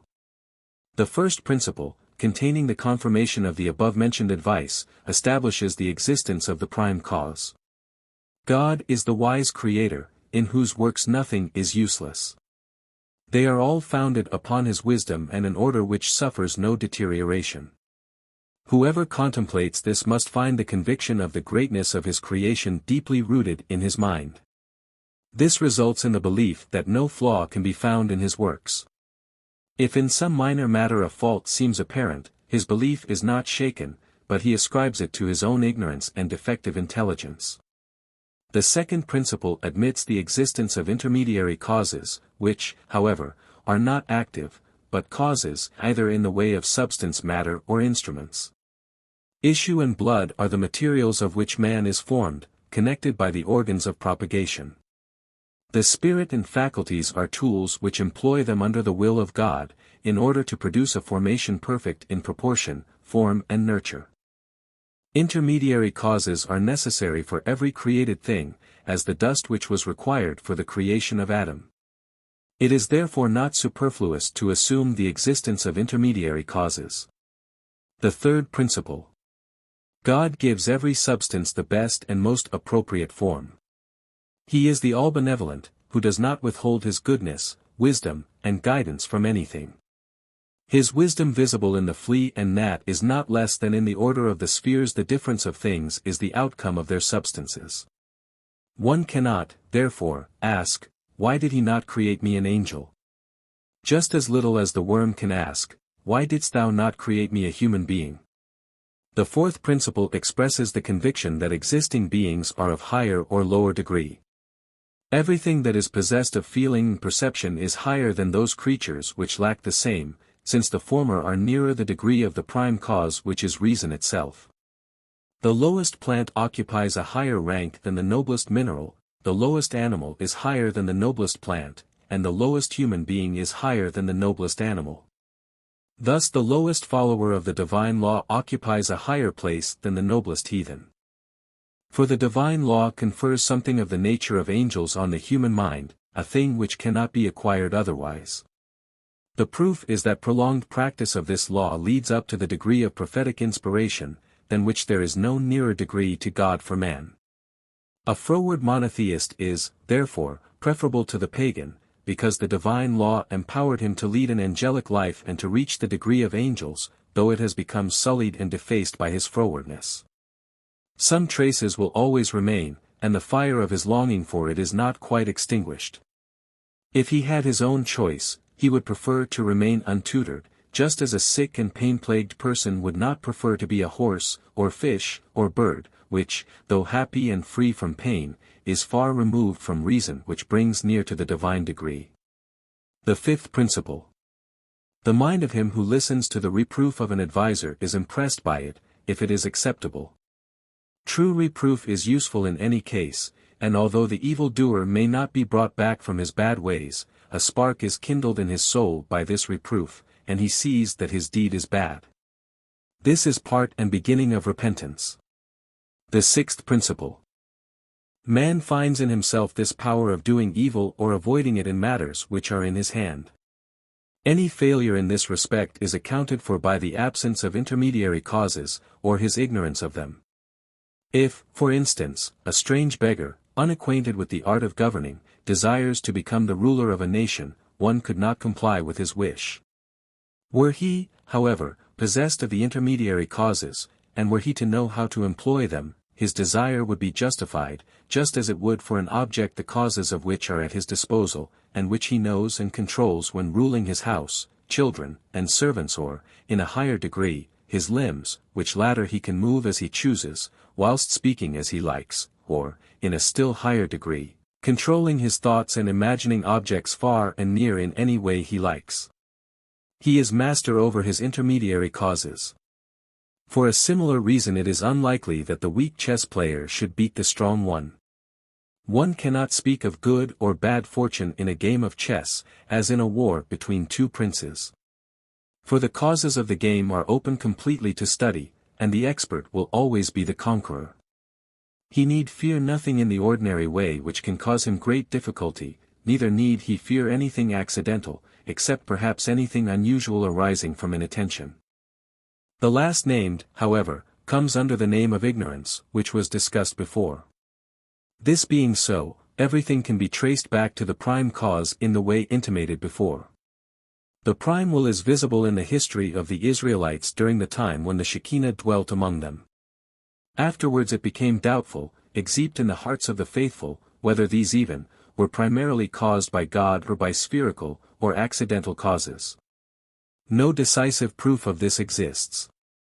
It is, however, best to refer everything to God, particularly important events, such as death, victory, good and bad fortune, etc. Conclusion of the Book 21.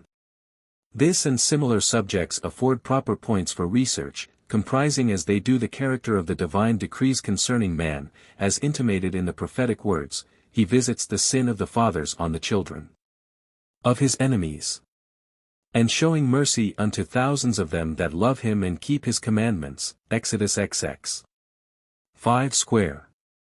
This means that every iniquity is remembered till the time of punishment comes, as laid down in the Torah and the teachings of the sages, that some punishments can be warded off by repentance, and some not. It further includes the conditions of repentance, the trials, tribulations, and punishments for past transgressions which visit man as retaliation in this world, or the next, or for paternal transgressions, and, finally, the good fortune which we enjoy as a reward for former pious actions, or the merit of the fathers, or which are sent to try us. These points of view are complicated by others and deeper ones, and there remains some doubt whether an examination will disclose the majority of causes of the misfortune of the just and the prosperity of the wicked. That which we cannot discover may be confidently left to God's omniscience and justice, and man must admit that he does not know the reasons, although they may lie on the surface, and still less can be known those which are really hidden. If man's contemplations lead him to the prime being and to the necessary attributes, he withdraws from it, because he sees a curtain of light which blinds the eye. We are debarred from perceiving it on account of our defective sight and narrow minds, but not because it is hidden or faulty. To those endowed with prophetic vision it appears too bright and resplendent to require any other proof. The culminating point of our appreciation of his nature is that we are able to distinguish supernatural causes in natural occurrences. This we ascribe to a non-corporeal and divine power, just as Galen, speaking of the forming power, places it above all other forces. In his opinion it did not arise out of certain combinations, but miraculously, by command of God, and we see substances changed, the course of nature altered, and new things produced without craft. This is the difference between the work of Moses and that of the magicians whose secret art was open to discovery, just as Jeremiah says, "They are vanity, the work of errors," chapter 10:15. He means to say that when they are closely examined they appear vain as any contemptible thing. The divine influence, however, if investigated, appears as pure gold. If we have reached this degree, we say, that there is surely an incorporeal being which guides all corporeal substances, but which our mind is inadequate to examine. We therefore dwell on his works, but refrain from describing his nature. For if we were able to grasp it, this were a defect in him. We take, however, no heed of the words of philosophers who divide the divine world into various degrees. As soon as we are free from our bodies there is for us only one divine degree. It is God alone who controls everything corporeal. The reason why philosophers adopted many gods is to be found in their investigations of the movements of the spheres, of which they counted more than 40. They found for every movement a separate cause, from which they concluded that these movements were independent rather than necessary or natural. Each movement, therefore, originated with a soul. Every soul has intellect, and this intellect is an angel severed from material substance. They called these intellects or angels, or secondary causes and other names. The nethermost degree, nearest to us, is the active intelligence, of which they taught that it guided the nether world. The next is the hylic intellect, then comes the soul, nature, the natural and animal forces, and the faculties of each, human, organ. All these, however, are subtleties, and pleasant for investigation. He who is deceived by them is in any case a heretic. Leave also alone the argument of the Khazari, taken from David's last will to his son, "And thou, Solomon, my son, know thou the God of thy father, and serve him." 1 Chron. 28.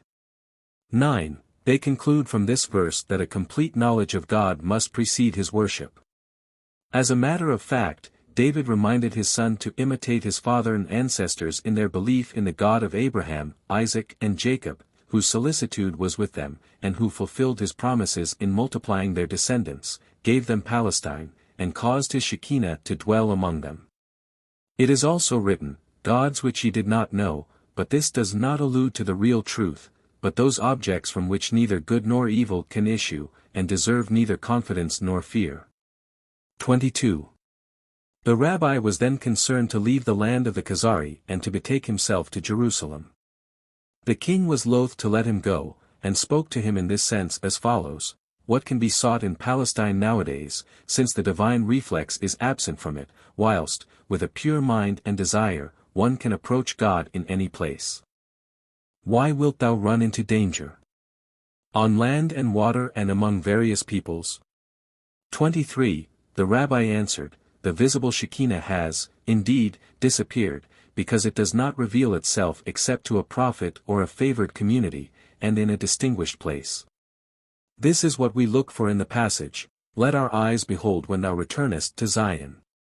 As regards the invisible and spiritual Shekinah, it is with every born Israelite of virtuous life, pure heart, and upright mind before the Lord of Israel. Palestine is especially distinguished by the Lord of Israel, and no function can be perfect except there. Many of the Israelitish laws do not concern those who do not live there. Heart and soul are only perfectly pure and immaculate in the place which is believed to be specially selected by God.